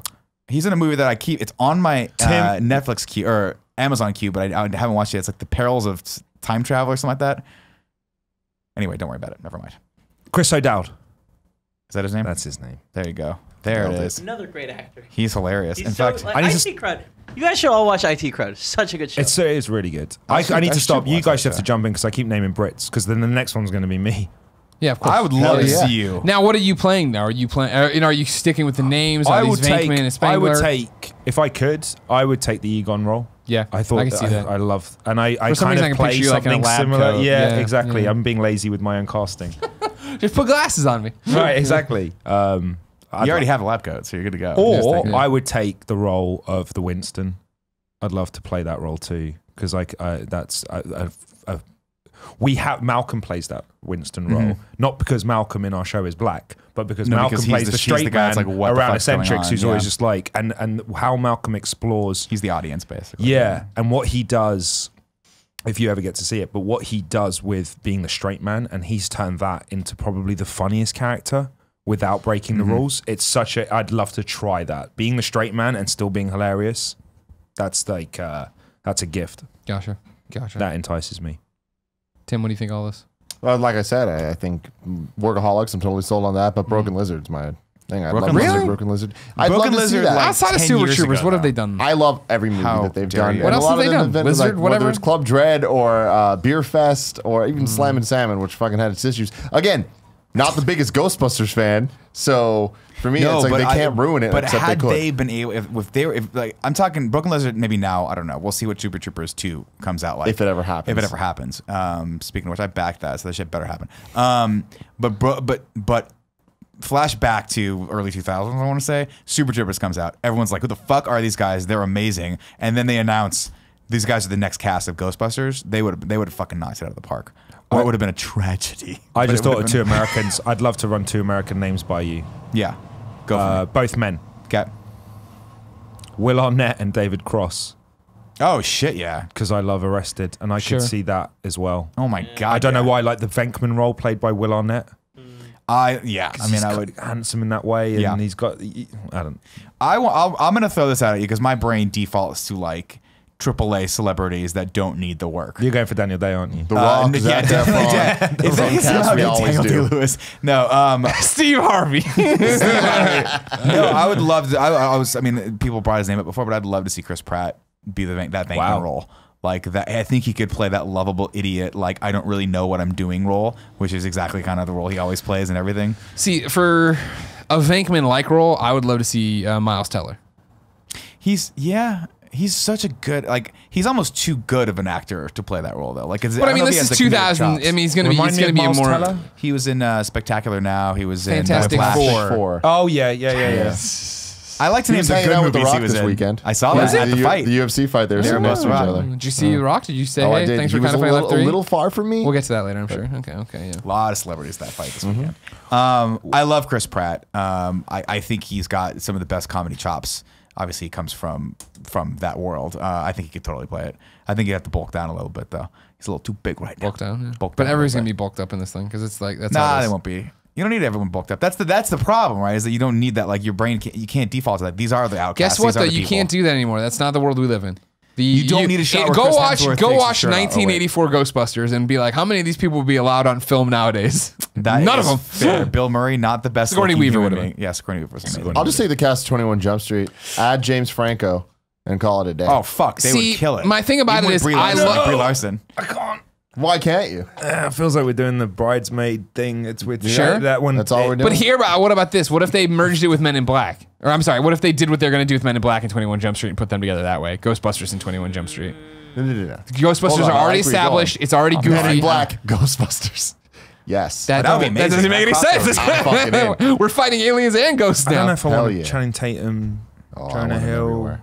I'm a little like Now I they're don't too old, need- but they would've been I good. don't need. Yeah, Danny, that's the I'll problem. take a It seems Danny like- Glover. I know he's not in 21 Jump Street, but you guys watch. do you mean Community. Donald Glover? Donald Glover. Donald Glover. Is it Donald? Yeah. Donald, yeah. Danny Glover is Danny's too old for this lethal- shit. lethal Yeah, weapon. he's- Weapon. I'll take them both. He'd be the shit. I would But love no, it I'd if take Danny Glover were in that too. Donald Glover, I'd absolutely. Donald Glover's a great pick for fucking- that. He's incredible. I'd He's- cast him in anything. Oh yeah, he would be he would kill that. That's the problem too. Is like you're getting into like the Parks and Rec, the Community casts, like all these casts that you know have really good. That's what I'm saying. I chemistry think with each that's other. important. Broad Like City, Brie I know a lot of Brie people love- not Brie Oh my Larson, God. Alison Broad Brie, excuse City. me. Broad City Girls would be amazing. Broad City Girls. Yeah, fuck. I don't know. I'm trying to think of who would match with them. Like two more. That's would, why like, I wouldn't want to perfectly take. That's why I match. just wouldn't want to take one show and have them make it. Like I don't want. I'd like a dream ensemble team. I 'cause like there's this. so much good talent spread across. Yeah, I agree with you. See, I'm going with my young Ghostbusters. Yeah. Right. We're starting off this. Stranger Things. Defending. Yeah, I know. I'm trying to. Exactly. That's the problem because also in the trailer they're in the Ghostbuster uniforms. Oh, They yeah, look of so course they are. goddamn Yeah, good. yeah, in it, yeah. You know what I mean? Shout out to that But I'm trailer. saying I need a cool older brother. I need a high school girl and a high school boy. I need a young boy and a young girl is what I've cast. Eric this as. Matthews, Corey Matthews, Topanga, Sean Hunter. If you want to go back in time and get them to reboot Ghostbusters, I'm all in. That's a great one. That's I a don't good know pick. many kids. Yeah, I know. That's the problem. Tom Holland. I mean, he's 19. Tom That's Holland the would make it problem. great. Yeah, he would I be did great. think of the Stranger Thing kids. They're out there doing stuff. Yeah, Maisie Williams. She could do things. She could. She Yeah, can do She things. can do things. There's too many British people though. We've I already. know. Oh, You really? got to go away from this. This is a British We're reboot all of that- yeah. Ghostbusters. Although a British Hell reboot yeah. of Ghostbusters would Well, I be guess fucking amazing. We'll That would be put incredible. McGonagall in it. London. Oh my And it's god! happening Why right there. couldn't? Why could? I can't- I would there's no reason why I absolutely can't. a British remake. That way we can You retell gotta the have- same story, but it's Yeah, British. Yeah. You'd have the You just gotta weird one- siren and the weird light. yeah, exactly. And our hearse don't look like that. That'd be awesome. Oh, That'd be amazing. I'd love to shoot that. Ricky Gervais. Yes. I'm liking where this is going. Yeah, Martin Freeman. Yeah. Martin Freeman. Yeah. Keep this going. Benedict Hugh Cumberbatch. Grant. Hugh Grant. Hugh Grant as the mayor of London. Jeez, this would be awesome. Oh no, it's just a sequel to Love David Actually. Beckham. He's still the prime minister. He should be the Hugh prime Grant. minister. Do you have? do you have term instead limits? of the mayor, we have the prime minister. Yeah. Do you have and term it's- limits?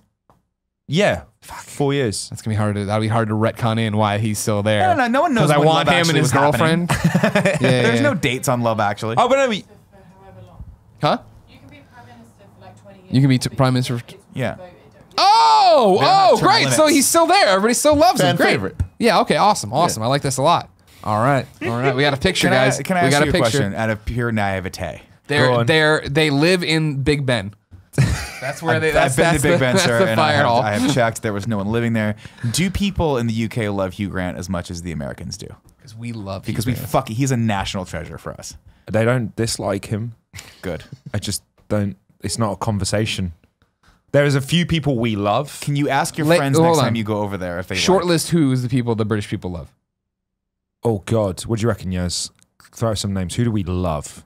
Do we love the royal family? These guys love the royal family more than we do. Don't love you don't love the royal family. Oh, you like the Prince Harry and the Prince She'd William? know better than me. I haven't been home for 3 years. Who do we love? You love you. Well, you guys are loving Sports personalities come yeah, up a lot. Beckham. No, Not Harry. Beckham's always going to be loved, I think. No, it is Harry. It's Harry and is dating the girl from Suits, right? And that's a big, that's a hot relationship, man. Did you hear about this? Suits. No, I don't Prince know what Harry is Suits dating one of the actors from the yeah. USA show Suits, and it's hot. They're good looking. You keep saying it's hot. Okay, that's what it means. Okay, Yeah, they're good. like They're sex great, tapes leak. I mean, well, this is the royalty we're talking about, but if it does, I would. why definitely watch it. did they've had no privacy forever? That's fair enough. That's fair enough. Royalty. Ian McKellen? As We a love Ghostbuster. him. Oh, What about Patrick David Stewart? Attenborough. Jeez, how could yeah. I forget? he's the narrator guy, right? He narrates stuff. He doesn't just narrate. He's been part, like he makes them. Oh, wait. His role's been reduced slightly as he's got older and older and older. guys like Did he Top do Gear Planet on Earth too? Top Gear, we did. think he did. They're not loved. The show was loved. I think they're kind of a bit. Where do you come down on Wheeler Dealer, which is the best show? Yeah, ever Nick made? watches Wheeler Dealer. You know that one. I haven't watched it much. There's like 400 seasons of it, so if you guys want to jump in, there's lots of stuff to go back and look at. Helen Mirren. Oh, Helen I Mirren's a think treasure. We love her she's here loved. too, though. McGonagall. Yeah, Maggie Smith. Smith, Maggie yeah. Smith Yeah, is yeah. loved. Emma Watson, is she loved? Oh, she's got to be. Come on. I guess she's pretty loved. Ooh. Whatever. Of course, People in of the UK course. in the chat are throwing out a lot of Oh names. yeah. This would be interesting. Elba, Bale, Firth, Pegg, Simon Pegg. Simon Pegg. You know what? This Oh my might be God, for their yeah. cast. Actually, I'm sorry, they might not be. Oh well, Simon Pegg is Hugh a Laurie? great shout for that. Hugh Simon Laurie, Pegg would be yeah. good. Yeah, people are saying that Hold the fuck up. the Edgar Wright crew would be Yes. amazing for Ghostbusters. Oh my And God, that's what I actually want. would That'd be take that. amazing. That is what Okay, I want. I yeah, want an Edgar I Wright would. directed Nick Frost. Ghostbusters with the whole crew. Nick Frost and Simon Pegg. Yes. Yeah, Fuck, that would be amazing. awesome. That would be a perfect film. That is it. That's a perfect film. Damn. Can they live in Big Ben though? Can they? That'd be the Fuck firehouse. yes. No, that's the firehouse. Yes, they have Yes. a pole that goes all the way Yeah. down. One of them We'd dies also 'cause get. it's That means we'd also 50 get. stories. I'm picking up too much speed. Every time, let go. Don't let go. Don't let go. It's tearing the skin off. Let go. Let go. Why didn't we put a pad down there? Oh, We'd also sorry, get guys. Peter Serafinowicz if we get the and I love Peter Serafinowicz Who's because that? he's the voice of Darth Maul and he's now playing the Tick and he pops up in everything. He's really good. really have you good. seen The Tick? Have you seen No, the I pilot haven't got for a The Tick? chance to yet. There's a pilot on Amazon Prime if you yeah. have it. My friend's It's in actually it. pretty good. I was a huge fan of the cartoon. Did not like when they tried to do live action with Putty from Seinfeld. Yeah. Yeah. Did not like that, but this new one's pretty good. Spoon. Spoon. Cool. Tim, what's your topic? My topic is UFC. Specifically Yeah, because I Ultimate just Fighting spent Championship. a weekend at my boy James Burke's bachelor party. His bachelor party was insane, quite possibly the most ridiculous bachelor party of all time in terms of events. Number of events crammed into such a short period of time. So I joined them halfway through. They started it Thursday and Friday, Vegas. Okay, they did it. They hit Vegas super I hard. feel like I'm gonna need notes. Joined them Saturday morning. I went to LA to meet them. So they drove from SF to Vegas, drove from Vegas to LA. I flew into LA. We went to a Giants versus Dodgers game. Who won? And the Dodgers won, that's unfortunate. which was not good for my group of people that No. were very loud and All proud. wearing orange and a black. lot of probably. orange, a lot of Yep. black. I was wearing blue and white because that's what I do. Right. They gave me a lot of shit for that. Yeah, that's Dodgers colors. But you blended in. Our team won, I guess. There you go, go Dodgers. But anyways, so we did that, and that sucked, and that's where I got blistering sunburns. Wear a and it hat. was Why don't you just wear absolutely fucking sunscreen? horrible. Fashion over function. That's not. Greg. It doesn't have anything to do with fashion. For No, sunscreen. honestly, because I didn't fucking expect my dumb shit friend to get seats where we're sitting in the sun. It's Baseball like game. he's Yeah, like, that's nah, fine. dude, we got this. I should have known when you said we're in a section that's all you can eat. That's not. Gonna be that's not we're going to be. That's gonna be good. That's not going to But be. he a showed me sweet. pictures of it, and he's like, nah, dude, like here's where we're at. And I'm like, there's covering, there's shade, there's Sure. this indoor area. Indoor area, blocked by the bleachers. You can't even see the game. Not a problem for me. We're getting in way ahead of myself. So it doesn't even fucking matter. Yeah. I got really badly sunburned. Then we went straight from the game to Anaheim to go to the UFC events. Yeah. Cormier versus Jones. John Jones. Yep. And that The Martian happened. And then Manhunter. the next day we went to Disneyland, and that was when I actually had fun. And it was a lot of fun. But back to the UFC thing. I've never watched UFC. Nick, you're a huge fan of UFC. I am a big So fan I of got to UFC. be there. I got to see this whole spectacle. I out was here. very This is a jealous. big deal fight. I was live tweeting it, as you do, as one does, and people kept asking, "Is Nick at the fight?"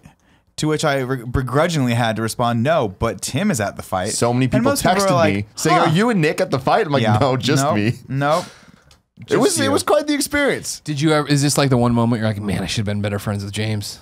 Yeah, 100%, 100%. You would've been It's there. one of those things. Like I never even think to go to a UFC fight, largely because I actually just like watching them at home. It's a better for experience. 2 reasons. One, I think it's easier to watch. And 2, you get expert commentary from Joe Rogan. And I think Dominic Cruz was announcing this fight as well. I like hearing that. I like being like, oh, I think that's this, and then either being corrected or being validated.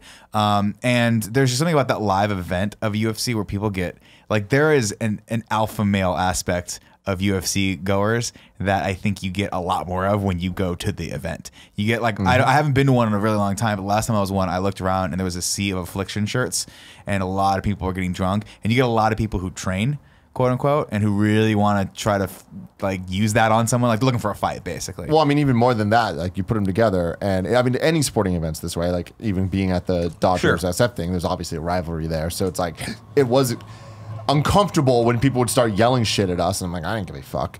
But had my group of friends been a little more drunk and a little more, ready to fight, that could have been an issue. Sure. You put that in a fighting environment where people are betting on these two dudes, and Yeah. there was thousands of dollars on the line. By the way, James Burke won $3,000. Did he really? Damn. Good bachelor party. What Yeah. did he put? He put all his money on Jones. No, it was like a parlay. He did this whole Interesting. He does thing. spread. Anyways, what you're talking about is so true. It's like it was kind of like, oh, there's a lot going on here, and I'm like, I want no part in this. It's a fun energy, and I shouldn't speak ill of people who go to those fights. I'm generalizing ultimately. Like I went to been to 3 fights, or been to 3 fights, seen a scuffle at one of them once. So it's not like people are gonna like beat the shit out of each other in the bleachers. That's an unfair statement to say. There's just a lot of it's an 3 to 5 aggressive fights sport. that I saw. Did you? Oh yeah. Okay. No, whether in or right outside the area. This Yeah, is it was- baseball. No. This is the So fighting. no, UFC. Oh, this was at the fight. The Oh, He you went UFC to a fight. baseball game in the morning, and then the UFC fight that happened. And there were in no Anaheim. fights at the baseball. No fight at the baseball, but a lot of attempted fights. People tried to start shit with us for sure, but it didn't happen. But then, the UFC thing, man, it was interesting because I agree with what you're saying. Where I'd rather watch on TV, like even like with wrestling, the closest thing I got is WWE. And any wrestling event I've been to has been cool for the spectacle It's of it fun. and seeing everyone be Yeah. there and hearing the cheers and stuff. But like, you really lose a lot when you're not hearing people explain to you what's The happening. commentary is a big portion of it, right? And especially more in wrestling, I'd say, because that is the storyline of it. well, that's right? also the entertainment aspect. Oh my God, he's doing it. There's that adds to it for sure. It all comes down to how deep you're into anything. Wrestling is the one thing I think going to is a different experience. Well, not the one thing, but in terms of this, like I've gone to dozens of WWE shows and ECW shows and whatever shows, and going there, it's that shared experience of we're all so in. We don't need to be told that's a suplex. We don't need to be told he's going for something. It's that thing and that shared crowd reaction, the screaming and the fall and the ride of it all, I guess. Whereas when I go to UFC, I fall in the same boat as like, well, what you're talking about. I'm just like, I don't know what the fuck's going on. I mean, I don't know what the fuck was going on either. It's really interesting for me to compare the two because even though we know what the suplexes are, I don't think they're entertaining to watch unless someone's telling me they're entertaining to watch. Whereas with the fight, because there was 2 people literally beating the shit out of each other, it's like it was a bit more like real where I'm like, I don't need to understand what's happening. You just see someone fall down bloody. If and someone he falls down, lost. doesn't get up, like that's Yeah. the end of it, right? And so like that to me was one of the things. WWE obviously much more of a spectacle, a lot more pizzazz in everything that they do. The entrances, Well, and it's like theatre, right? absolutely, It really is. It's live theatre. not just their performances, but even just them walking out, even just like the lighting and the just everything. It's so hype. The UFC thing, I was just like, are you kidding me with these entrances? No presentation, for Dude, the presentation was like sad. It was bad. Like they come out to songs, most of them would come out to songs where it'd be like, it'd play one verse, stop, and another song would start. And I'm like, who who decided this was okay? Like, it doesn't even make sense to me. And all the lighting was all the same. All that stuff was like so similar. I'm like, all right, So I you- get that they're you there would- for the real reasons, Yeah. which is the fights. But it's like, man, I wouldn't ever want to pay for this. I think As an event. I You want to want say more glitter. Bellator or Need the glitter, man. I want to say it's Bellator does a little bit more hype entrances than UFC. Like they'll do the entrances where it's like down the ramp. And What's like- Bellator? It's a competing fighting brand, Gotcha. a competing MMA promotion. I think is what they call it. I mean, that was a Promotion shot at, you know what I mean, to CM Punk for his fight that he came out to his WWE music. You're like, yeah, I mean, it's just cult of personality, but whatever. Right. It's still, Still. like, that's fucking cool. And to be fair, like there's people that came out to music that fit their personality, and like there was some of that there. And as we went through the card, it did get a bit bigger and bigger. Like for the final Cormier versus Jones fight, like that definitely they did have entrances, and they were way more like focused, and they'd cut all the lights and like do cool stuff with it. But like I'm getting really in the weeds of that stuff. But really though, like watching the fights, I just feel like the storytelling of all of it, and as it was happening, it was very exciting to watch, and it was super fun until it wasn't. And it's like there was certain matches where I'm like, holy crap, this is so boring. The match you're referring to was the second to last match, which is Tyron Woodley versus Damian Maia, and that unfortunately happens sometimes, right? So let's go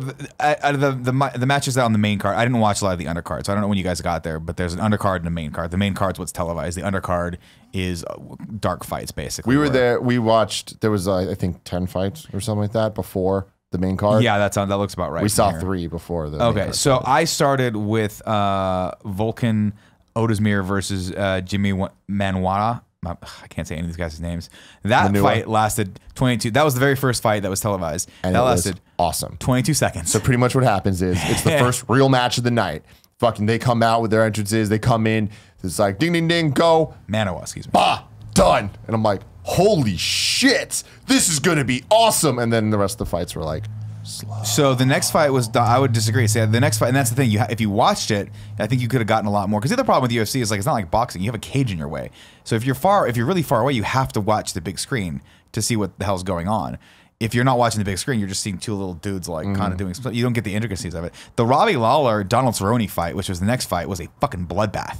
And if you couldn't feel the energy of that fight, like it went 5 rounds and it went to decision, Yeah. Robbie Lawler won. But I thought it was the fight of the night. so the thing with that is like being in the room as it was happening, whoever won, everyone was like, are you fucking kidding me? Like, Yeah, he no, did I not thought win. I thought Cerrone should have taken that fight too, but Robbie so Lawler back took home, that was fight. it that clear as well? No, I didn't like. I to me it was because I was like, I thought Cerrone should have won that fight, but I guess he lost on strikes. Man, just wait, just because didn't like, land enough it was like punches. unanimous decision. This guy won. Everyone around. It was like that was one of the boo Right. moments of the show. 'cause That it's was a like, boom moment. nah. The Chris Cyborg Tanya Evinger fight was awesome. Was it awesome? Yeah. Or is it just proof that there's no match for that? There's no woman? match for Chris Cyborg, but that's what everyone wanted, and that's what they got. Everyone wanted to catch you guys up. Chris Cyborg, I forget where she comes from, but she's fighting at 145, but she really probably walks around about 160, and no one can beat her. And they have a little bit of a Ronda problem Rousey? in the they have a problem in the women's league is that it's still coming up and they're still adding talent to it. And so when you have a superstar like Chris Cyborg, you have to sort of get people to fight her. To be clear, she changed her name to Cyborg? Yeah. Okay. Yeah. But like she goes by Chris Cyborg. Like yeah. and dude, seeing her, it's like Does she come out of the Terminator 2 I think song? she changed her name to Cyborg. no. I forget what forgot her where real she's name from, is. but she comes out to. She's Brazilian, I'm pretty sure. Yeah, but she's very Brazilian then. Like that's her whole Come out in the thing. Triple people H with the thing. flags.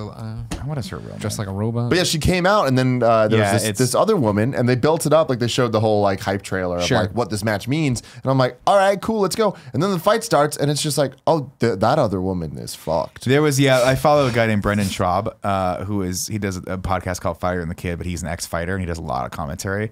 And he was like, "Am I the only person that feels really bad for Tanya Evinger right now? Like scared for her? Well, because Cyborg. If you look at the differences between Show these me two a fighters- photo of Chris Cyborg. Oh my god, it's fantastic. But like seeing them fight, like the other woman, like Chris Cyborg is fucking fight. like That's destroying Chris people. Cyborg. Jesus. Oh wow. She is. She's an action figure. fucking No, she is. jacked. But the other woman, shredded. you can Cut see to the other fear person. on her It's face. just like, she looks like Mrs. Garrett and from she- Facts of I Life. think she took that fight on short notice too. I think Tanya Evinger actually stepped in to take that fight. I don't know how long she had for that.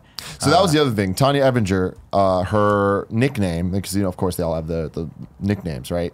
Hers was Tanya Triple Threat. So that's Tanya Evinger. Evinger. Yeah. So you see a big difference in their body types. Obviously, Chris Cyborg just looks like she could fucking bench press a car, for Christ's sake. Is that right though? The triple threat. What do you mean? I'm sorry. Say it again. Her I nickname missed that is statement. the triple threat. Tanya. I don't know. I don't know. Tanya, much about triple threat, it. amateur. Sure. So I got super excited. Sure. Thinking we're about to see 3 people fight at once in the fucking ring. Oh, and I'm like, I was like, is that a thing in UFC? What the fuck? And That'd then be it awesome. wasn't. Can you imagine? That'd be So I got fucking super rad. hyped, and then instead I just got to see Chris Cyborg almost kill this woman. Yeah, she almost killed her. It was exciting. Really? I mean, dude, no, Yeah, really, yeah. like she looked so scared. With every shot of her, she's just like, and like you could see her mouth guard, like she was just biting onto her, just like, I'm just gonna take this hit, and I just hope it doesn't actually kill me. She did well. She held her own. But yeah, I think Chris Cyborg just was able. I have to a question for you, overwhelm her. Tim. Yes, So you're a fan of wrestling. I am. I'm about to say something so offensive here.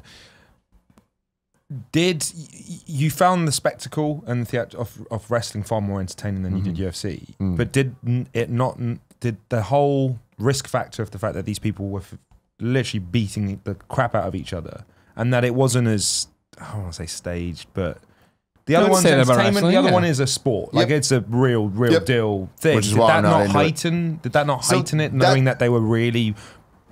That's the thing. It's weird to me because I mean, all this proved to me is I'm not into fighting. I don't like it. Sure. This is way too brutal for me. I just don't. I do not enjoy it at all. Wrestling, that's what I like. The wrestling is my least favorite part about wrestling. So I was like, I could totally do without any of that. You like right? the storylines and the Yeah, just and also it's like it's not like I'm the biggest wrestling fan in the world. It's more like I enjoy what it is. Yeah. Like I am in it for the spectacle. Watching these fights was interesting because it was more like, all right, I don't know any of the backstory. I'm trying to get it from my friends who are all super hyped. They all bet thousands of dollars on this, so they're super into it. So that was cool. Where I'm like, we don't know what's going to happen. Yeah, you don't This know. isn't Triple H versus the Undertaker, where it's like, And that's the thing. When didn't know it was talking, gonna happen a lot of this, people in the chat are talking about this. First off, Tanya went up from 135 to 145, which is a big weight increase to be able to fight at that level. It's hard to do that. But she did. At first, I saw her and I saw Chris Cyborg, and I was like, "There's no way Tanya Amateur is going to get the shit kicked out of her in the first round." Show me And some she video went- of it. Show me some video of her getting pounded. It's going to be hard to find video. Okay. I'd have to. I don't know. It's UFC, so they have to. the It's like rights and WWE, all the that. rights and stuff. But I can find it. But anyway, she held her own for the first couple rounds.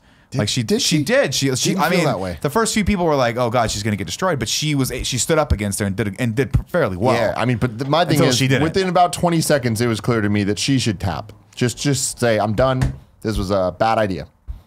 She didn't. right. What was the next round or next match? Next round after that was Greg just went off, but it was I thought you might be able to remember. Sorry.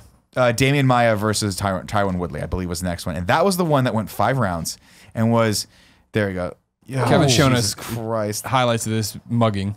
I mean, look at her. Look at how scared she looks. She's just like, look, stop, just please. But she's, yeah. I mean, her bells no, rung her here. hand- yeah, well, yeah. It's, Oh, ate that one. but I mean, again, the guts it takes to step in with someone. That's Oh yeah, 10 no one's pounds- taking away from 10 how pounds bigger than you. and She she's could taking beat on the short shit out of notice. me, this Tanya She would woman. beat the crap out of all of us.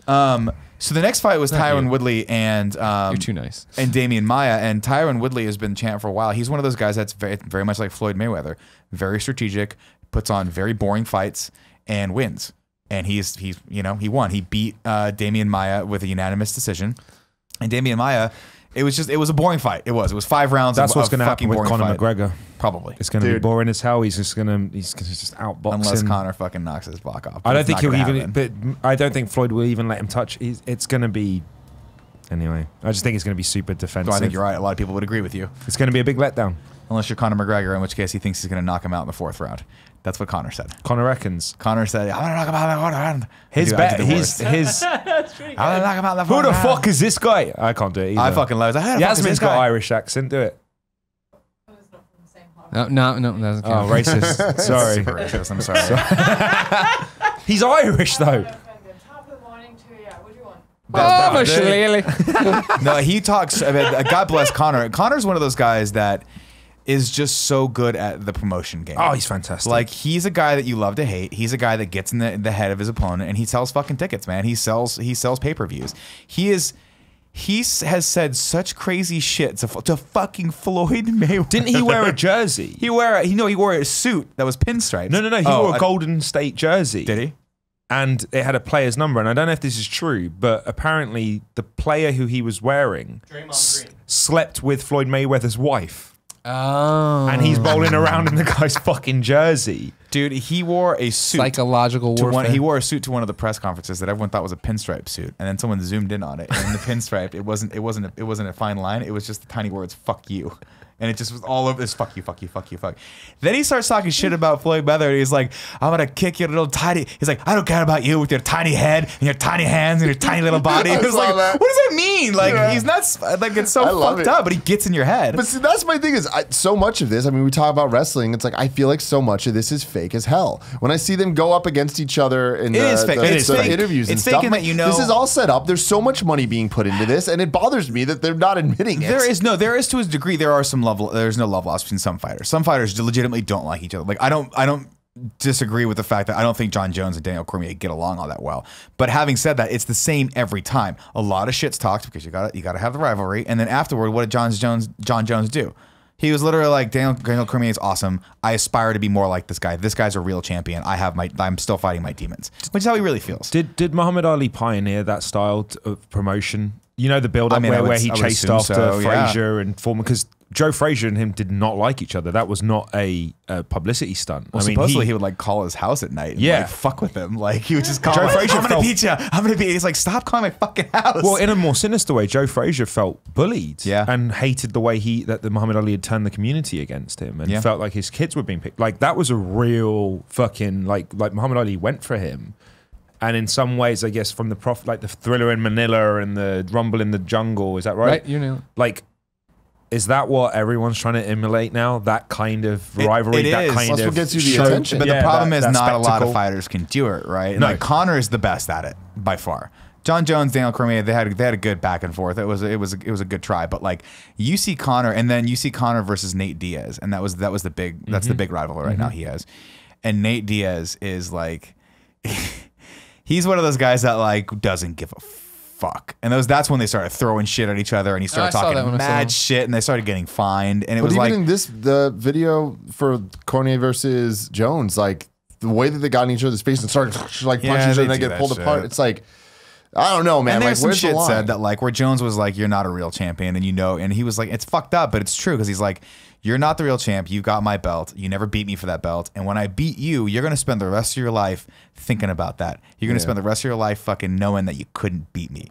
And it happened. And that's just going to be the case. So we're getting ahead of ourselves. Going back to the fight you were talking about, that was the Tyron Woodley, Damian Maia. Yeah. Now, Damian Maia is an excellent jiu-jitsu practitioner and was constantly trying to get him to the ground. And that's what's interesting work. is when this match was first being introduced, they set it up and these two dudes came out.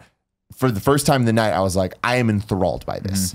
This is awesome. They set up the story perfectly where one of the dudes, Brazilian jiu-jitsu guy, if he gets you to the floor, you're fucking done. Yeah, he finishes. This other guy he usually finishes by submission. If he gets you in a good fucking flurry, you're fucking done. Yeah. And I'm like, oh man, this is straight up Street Fighter. This is straight up, this guy has these pros and cons, this guy has these pros and cons. That's what it's based on. Let's go. I can understand this story just based on watching them fight, right? Then it starts, and first off, Tyron Woodley. Kevin, can you look up Tyron Woodley to show these people what this man is? You talking about looks action like? this He man an is a superhero. Like Wait, his and this muscles, is the guy who's ground. Who's No, Damian Maia Maia has more of the traditional jiu-jitsu body where he's like a little lengthier. He's very skinny. And he's not this guy by any chance. That's is he the guy from Hounslow who I called out? No, that's Alistair Overeem. Oh, No, you could take this guy. You could take Tyron Woodley. left. Oh my god, The middle one in the top row. The green one? Yeah. Like, just look at his arm. Like, He look at legitimately the looks like the Hulk. circles, right? He looks like someone carved him out of like plastic or steel. So seeing them get in the ring, I was like, oh, Now look this up is Damian fucking Maia. awesome. It's spelled M-A-I-A. So then they start, and again, I don't know any of this stuff. Right? I just fuck. know that they told me this. So as I'm seeing them fight, within the first round, you see any time that the other dude gets him almost down, he's like, fuck this, and like runs away. Right. And it was like, oh man, they're serious about what they're saying. And when the same shit with him, when he would start punching the other guy would just like dip out. But then it turned into 15 minutes of a dance. It felt like, at least 25 minutes. Was it really 25 minutes? Of them, how long dude, that it fight wasn't was. even a That was title dance. fight. They would like look at each other and like run away, and it was like watching two people play in Smash Bros. And both are Marth, and they just keep trying to counter each other. Yeah. And it was so damn Good. Put it in terms boring. our audience can understand. That's good. So, but what's important about it is this actually broke the record for least strikes in the Landed, history yeah. of Oh, wow. UFC. Of a welterweight title fight, this broke the record for fewest. I think strikes landed, or no, maybe it was few strikes thrown. That's Yeah. what it was, and it's like I'm Because not what happened exaggerating. It was ridiculously it was boring. so bad that Damian Maia was shooting in for the same takedown over and over again. He shot in for 21 takedowns, and all 21 of them were stuffed, pretty much with relative, well, not with ease, but stuffed. You could tell that he was like, I'm just going to train specifically to stuff these takedowns. It got so bad that at one point, the announcers were like, "Are his knees bleeding from shooting?" Because when you shoot in Going for down. a takedown, you shoot a knee first. Yeah. So you scoop it up and grab double leg takedowns, and he kept doing that. But Tyron Woodley at one point just took all of his fucking weight and just put it on the back of Damian Maia's neck and just pushed down and just pushed his face into the ground and then escaped over and over again to the point where his knees were bloody. And it was like, you would think that sounds exciting, but it was the most boring. No, man. And the crowd and you So- can hear it at home, the crowd starts to boo. So, the crowd slowly, like round 1, it was boo. Round 2, this is boring. And I'm like, oh, yeah, let's go. WWE shit. I love this. And then it was just like, Round 3, the glass broke. Stone Cold comes oh my out. God, it felt like it. Round 3, like the crowd was not having it so much. They started doing the wave, and it was like it went around the auditorium, the arena, went around again, and then just started getting like where they would chant boring with the wave. So everyone would jump up and go boring, and it was just like go, and it didn't stop. It just kept fucking going. And like, I have videos, Kevin. I'm gonna send you one of these. But like, they would just be yelling at him. They started putting up all their lights, their phone lights, and everyone's just fucking making a scene. They're screaming boring. Dana White It was came a out, bad threw fight. chairs into It was a them. bad fight, but the problem is that's how you win fights and that's how you stay on top, right? You Yeah. don't win fights by getting in there and letting someone smash your face in until you knock them out. That's a bad way. You win fights by the same way George St. Pierre won fights, which is you look at your team looks at the opponent and goes, what is he strong at? Okay, Damian Maia is really good at takedowns and or really good at submissions from the ground. Okay, so if we neutralize that, if I just don't get taken down, do I have a better chance of winning? Cool. So that's what what you train for. And that's why it was most interesting to me, because they set that up, and then once it started, I was like, this is so interesting that they're really sticking to that, and it's obvious that they trained against Yep. this and are ready and prepared. But I'm like, that's where the WWE fakeness comes in, where I'm like, they would have told that story in a way that wasn't boring as all shit. Hopefully. But see, the problem is like the other problem is like that was an interesting stylistic match. The other stylistic match that I thought was better was Robbie Lawler versus Donald Cerrone, which is one you thought was boring as well. To me, that was two fighters that were standing up and just wanted to fucking kick the shit out of each other, and that's what they did. I didn't think that one was boring. Okay. My problem with that was that I thought it was bullshit that the guy won one. Oh, I see. Okay, Like, it was 'Cause so that to clear me was the fight other of the night dude because won. that's a matchup of two really good strikers, and let's see what happens. Like put two strikers in the row and see what happens. That's what I like the UFC though. Like is if Tyron Woodley had been a little bit more aggressive, that fight could have been really dynamic. But what happened was after that first round, he realized he won the round with very few strikes, and his corner was like, keep Just doing wait it, it man. out. Just wait it out. Just if you do that 4 more times, you win this fight, Yeah. and you walk away unscathed, and you can probably fight again tomorrow if you wanted to. Yep, Not and that that is the Nevada exactly State what Athletic happened. Commission would allow And that it was to. so clear to that's everyone. what happened. So then when he won and he was like holding up the belt, Everyone's like, what it the was fuck, just dude? you couldn't even hear him talk. Like when Joe Rogan came up and was interviewing him, all you heard was boo. it was bad. Like goddamn, Savage. Yeah. it was savage. So what about the main event? Did Then that the main deliver? event was so interesting. Like I was Were you completely at the nervous edge when, of my when, seat. they started fighting? Because I was fucking nervous. Oh, no. For Daniel Cormier. Really? Yeah, I was actually Why? more nervous for John. Excuse me, not Daniel Cormier. Because it's an interesting dynamic. Daniel Cormier is a stand-up guy.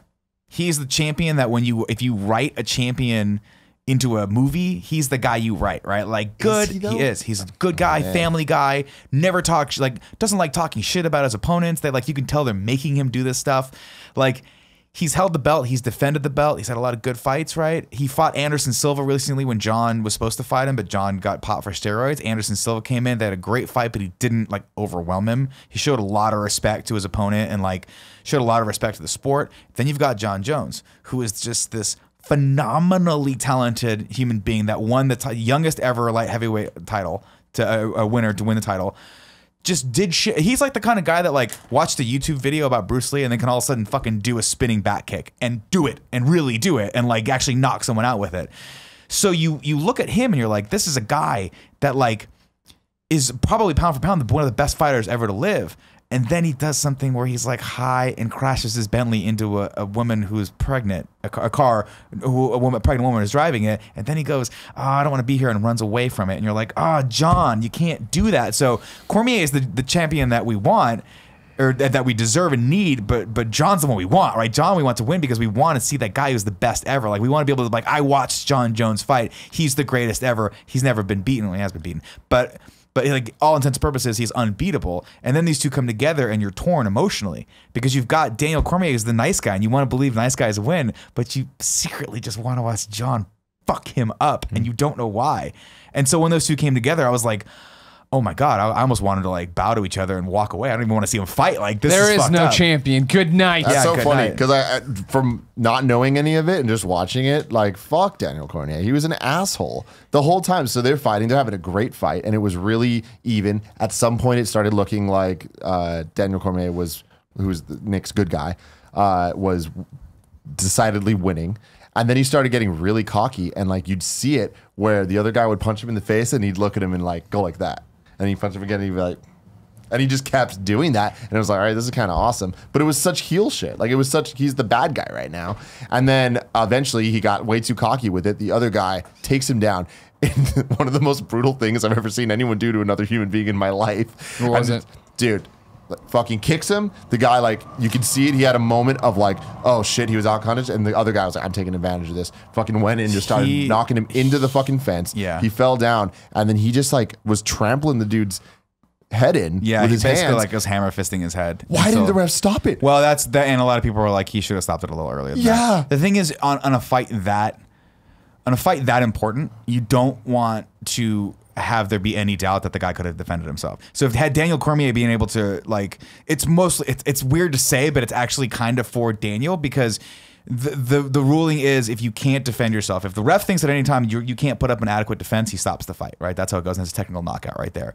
But there have been times when people have been in worse spots than that, where they regain their senses and boom, they clinch up, and they just need a couple seconds and they get back to their feet and they're ready to rock and roll. Yeah. And so it's one of those weird, like, I think he should have stopped it about 3 seconds before he did, but I'm also not a judge or a ref. I'd have liked 3 seconds too late. What's it? Yeah, I think I prefer getting my money's worth. I mean, that's the thing. Stop Like, 3 minutes too late. I don't know, but that's a perfect example of John, right? Like the first two rounds, really getting a sense of like the range, getting a sense of where his kicks were landing, and then what did he do? He was kicking the leg, head kick, kicking the leg, fakes a kick to the leg. Daniel Cormier goes to block it. Fucking head kick that rings his bell harder than anyone's bell. I've seen it a long time. Insane. Then he did something very interesting, right? Because most fighters would go, he's wrong, and they freak out and they start just like bombing punches. John didn't do that. John went like he did a little footwork first to see if he was really wrong, right? Well, that footwork tripped the other dude up. He didn't trip him.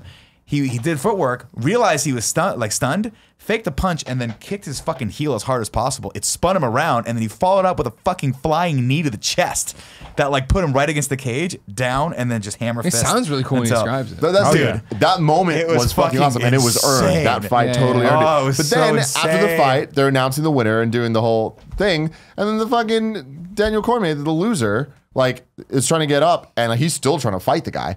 Which that was the thing is like I think got that knocked out. he was so knocked out that Yeah, like yeah. he didn't even understand that it was done. over. Like, he didn't know it was over. Yeah. He was still trying to fucking fight him, even though there was like 10 people holding him back. And I was like, all right, cool, that's aggressive. And then he goes like they're about to announce the winner, like, hey, come over here and do the thing, and he like shoves the ref's hand away and walks off. And I was like, It was very emotional for one.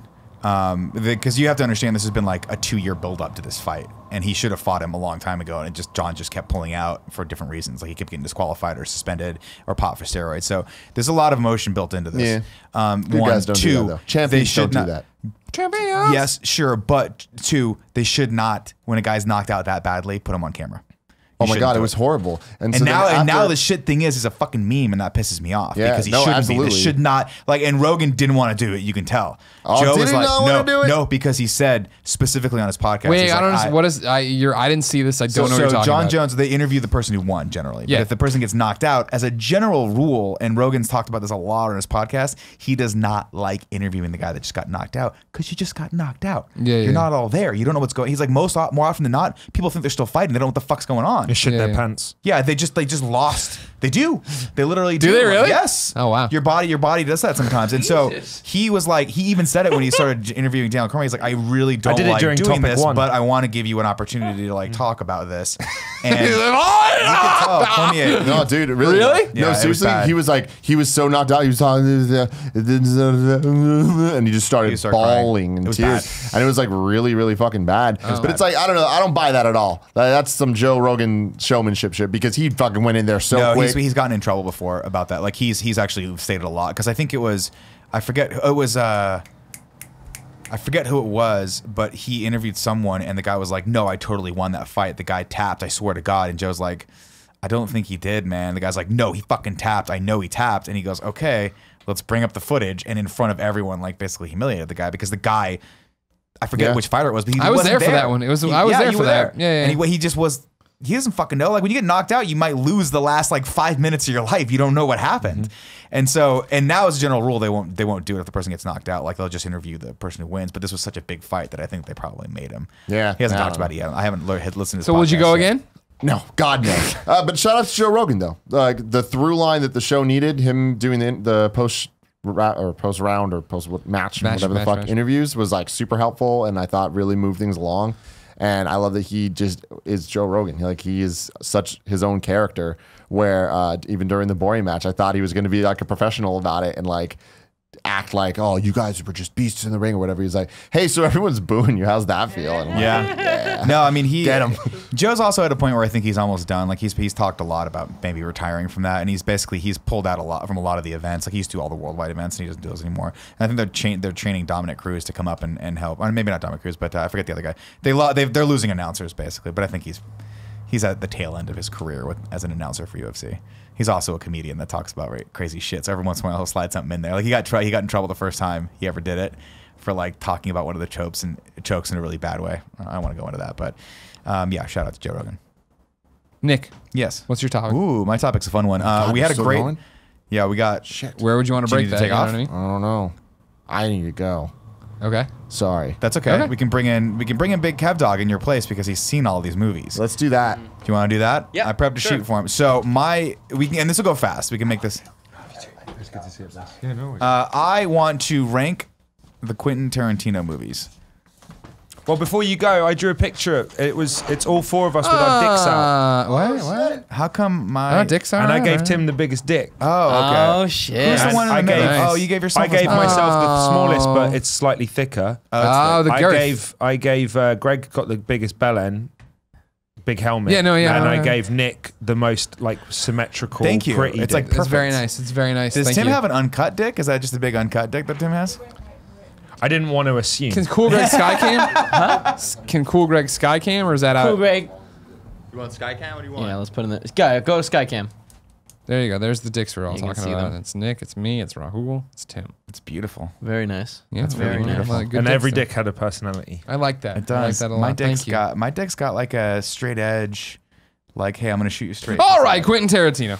So yeah, we had a great time talking about the Marvel movies and ranking all those. So I thought it'd be did, fun we if we went did. down to now. I was I right. noticed on this. I was looking it up earlier. I think Sin City's on this list as a movie that he's credited as a director, but I don't think I think about he that. only did I think he did a little bit of it. So So wait, we're gonna take one that of off. the.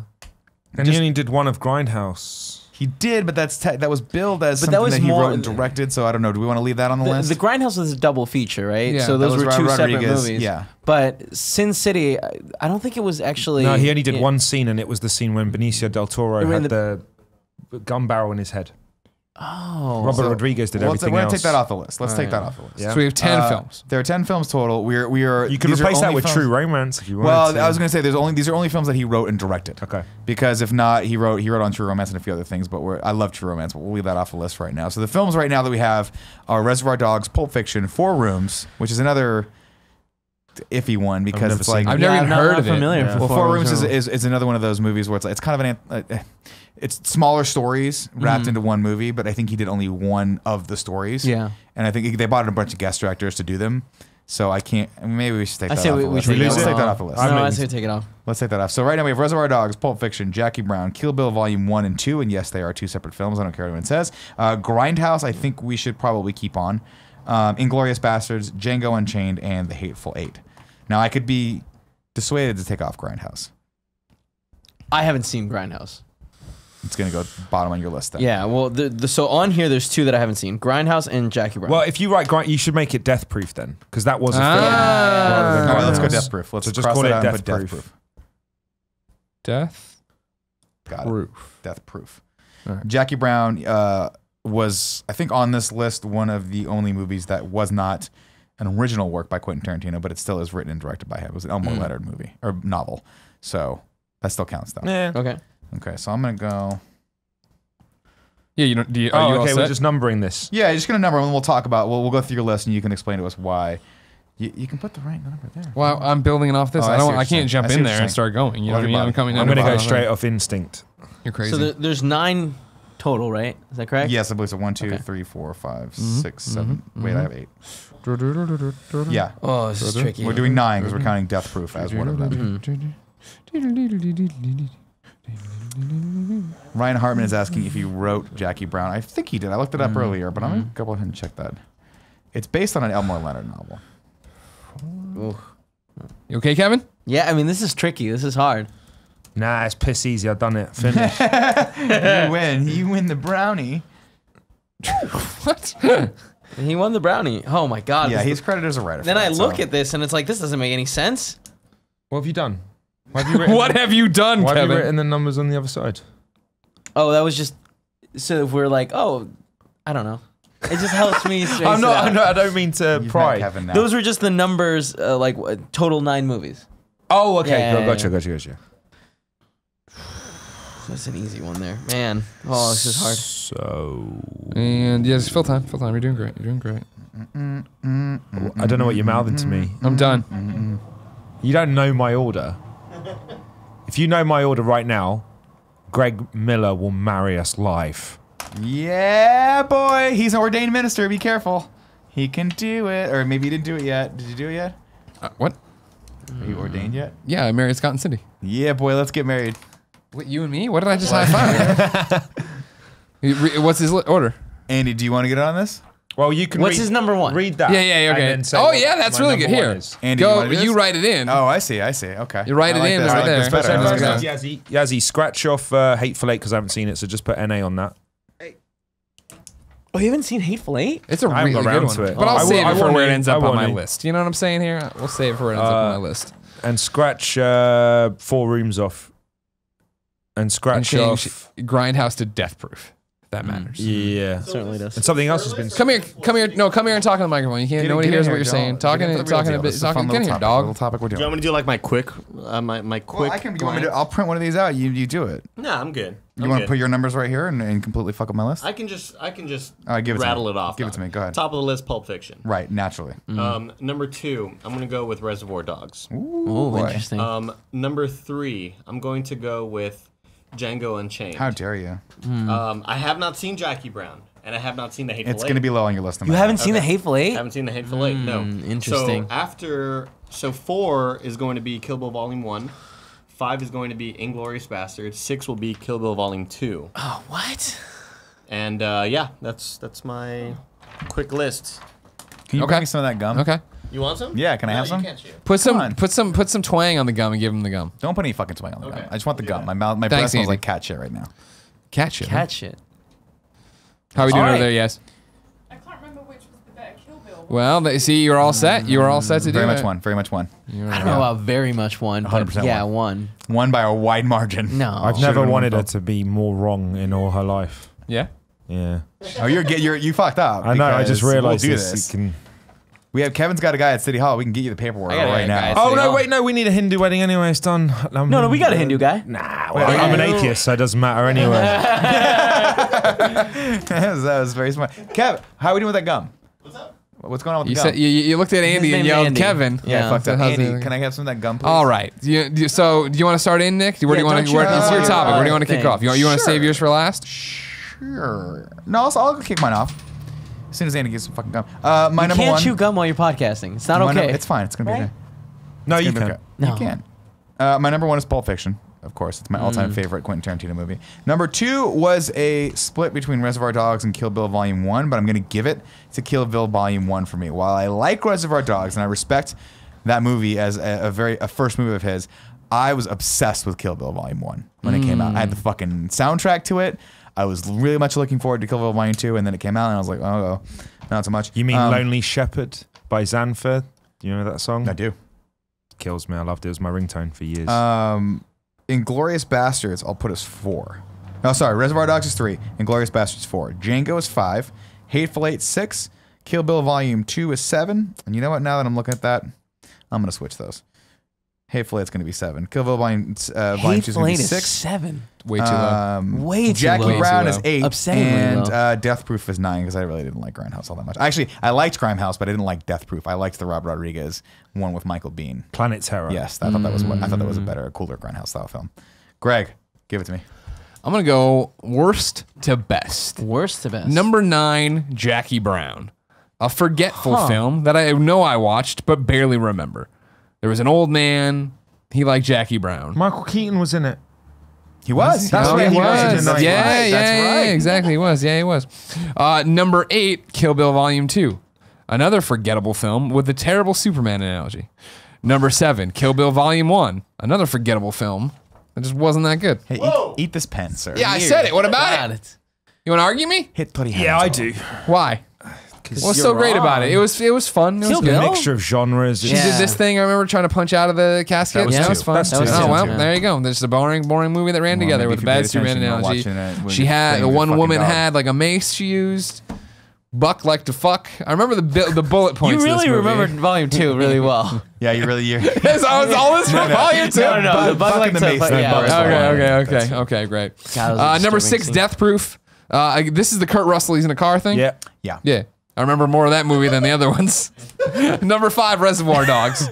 This is where we're getting to movies like I remember and think really fondly of. Yeah. Wow. Yeah. Reservoir Dogs, fun. Had a great time with it. It was. I think what probably hurts. I almost said Hindus. What hinders Reservoir Dogs? As you touched me. Whatever Hindus happens, is the fact that that was one of the ones I remember in like junior high. We were all excited to watch, and it was like interesting, but not like the right reasons, right? Like it was all very above our head, I think. But then we were still making like mixtapes that had like the Steve Buscemi like Madonna speech on it and stuff like that. Like we know what the fuck we're doing.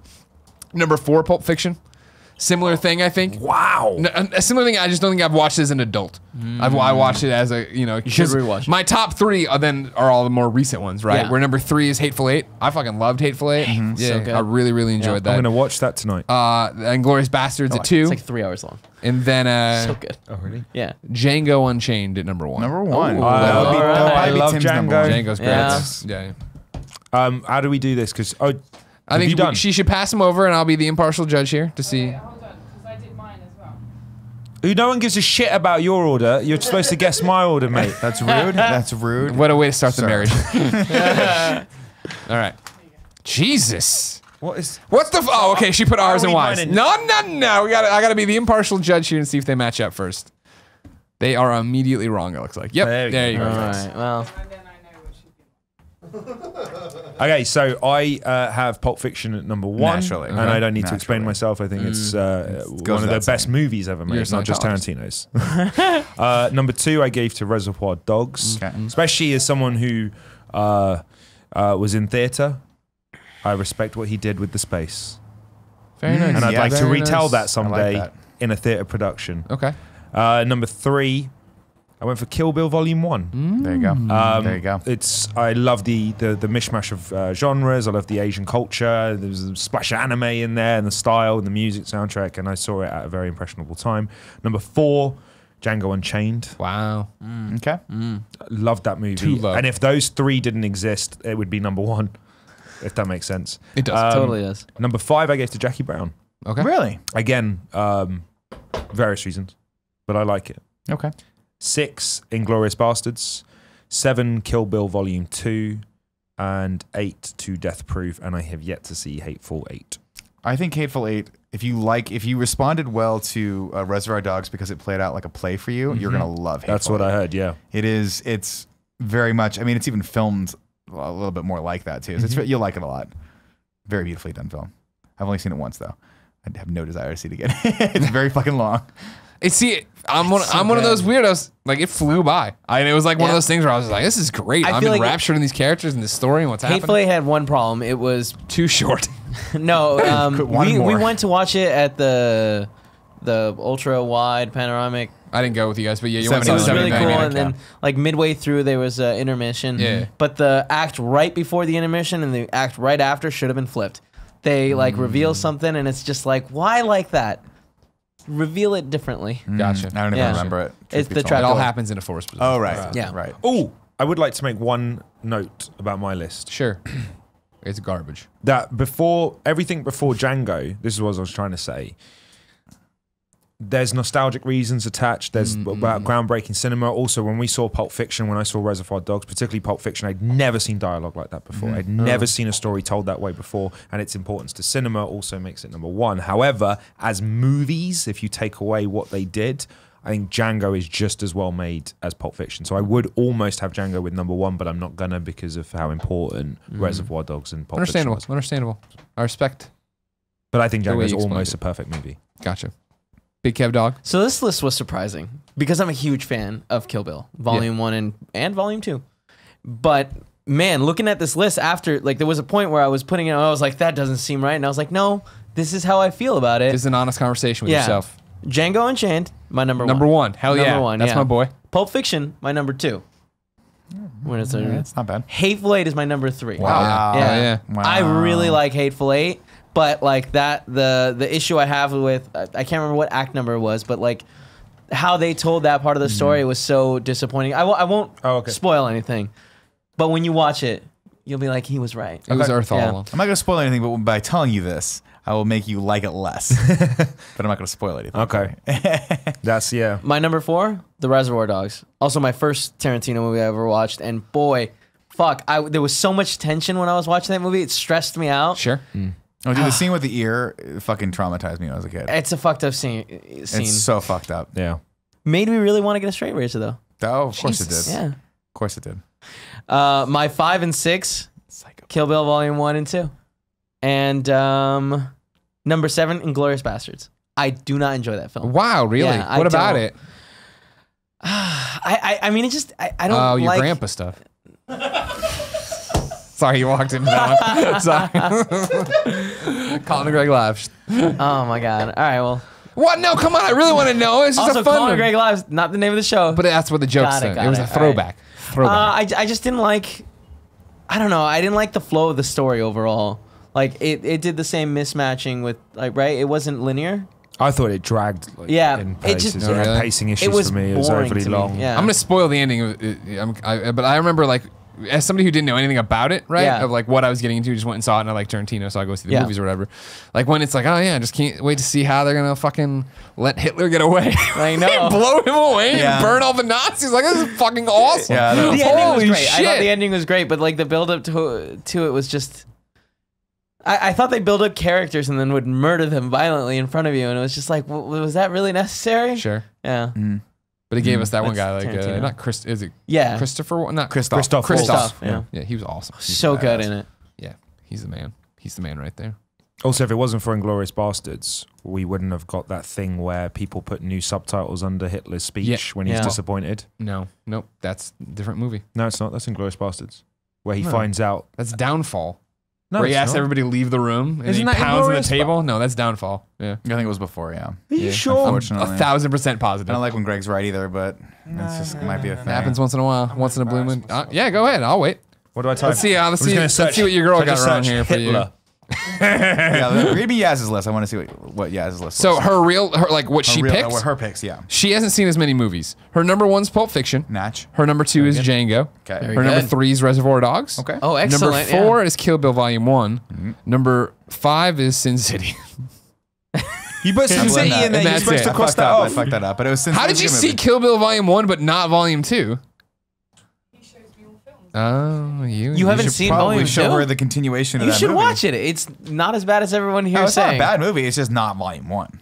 Are you ready to admit Volume one was defeat yet? Which one is Amazing. the one that has the Rahul. like where Volume it goes one, into a probably. cartoon? Volume 1. Is it Volume 1? Yeah. Oh, man, what a Where great. it talks about This Oren Hitler. Ishii's Yeah, past. past. Fucking rad, man. A dope ass anime. And then it changes the style when she's an adult.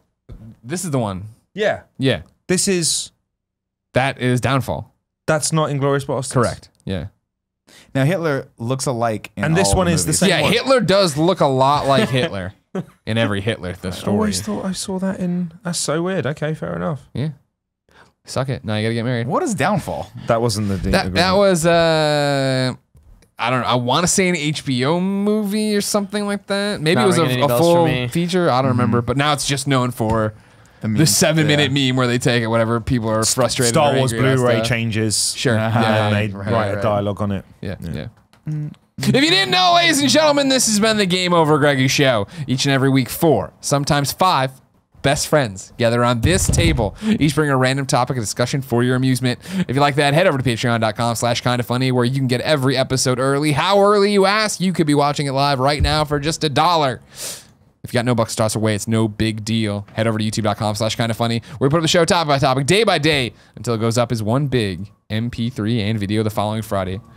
Rahul, we love you so much. I love you, Greg. Stop hanging out with I love Funhouse you, as Kevin. much. You know what I mean? Move to LA. No, you moved I to tried San to get them to Francisco. move. I tried to get them to move. You don't want sun we have and- wives. No, that's Kevin, definitely I'm not going to totally sell me down. on it. No, that's Tim good. definitely doesn't. Too late now. Tim, It's too yeah, late you already now. saw that. We got What do you mean? plenty of time. This lease will be up one day.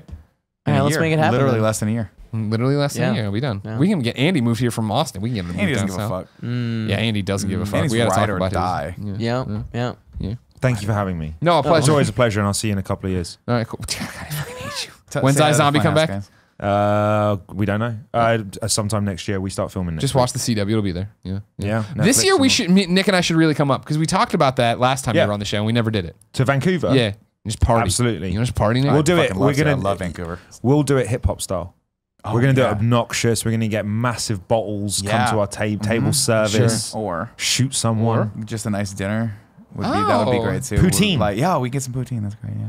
Okay. It's Yeah, good I'm in. poutine. Yeah. Do it, man. I'm here. Kevin, you gotta if stay here. want- You gotta stay No, here and man yeah, the house. It's You just guys like- need help. Who's gonna carry all the champagne? I don't want this to be You like. I know. don't want this The to be like waiter. RTX. I don't want this to waiter be Carry will the carry champagne, it. Kevin. But I'm gonna offer to carry the champagne to get there. I don't want it to be like RTX where you're booked and you're ready to come, and then at the last second you're like, I have something else to do. It's not what happened at Until all. next time, not it's what been our happened at all. They pleasure to wouldn't serve take you. me. I begged them we again. don't. Well, he doesn't do anything.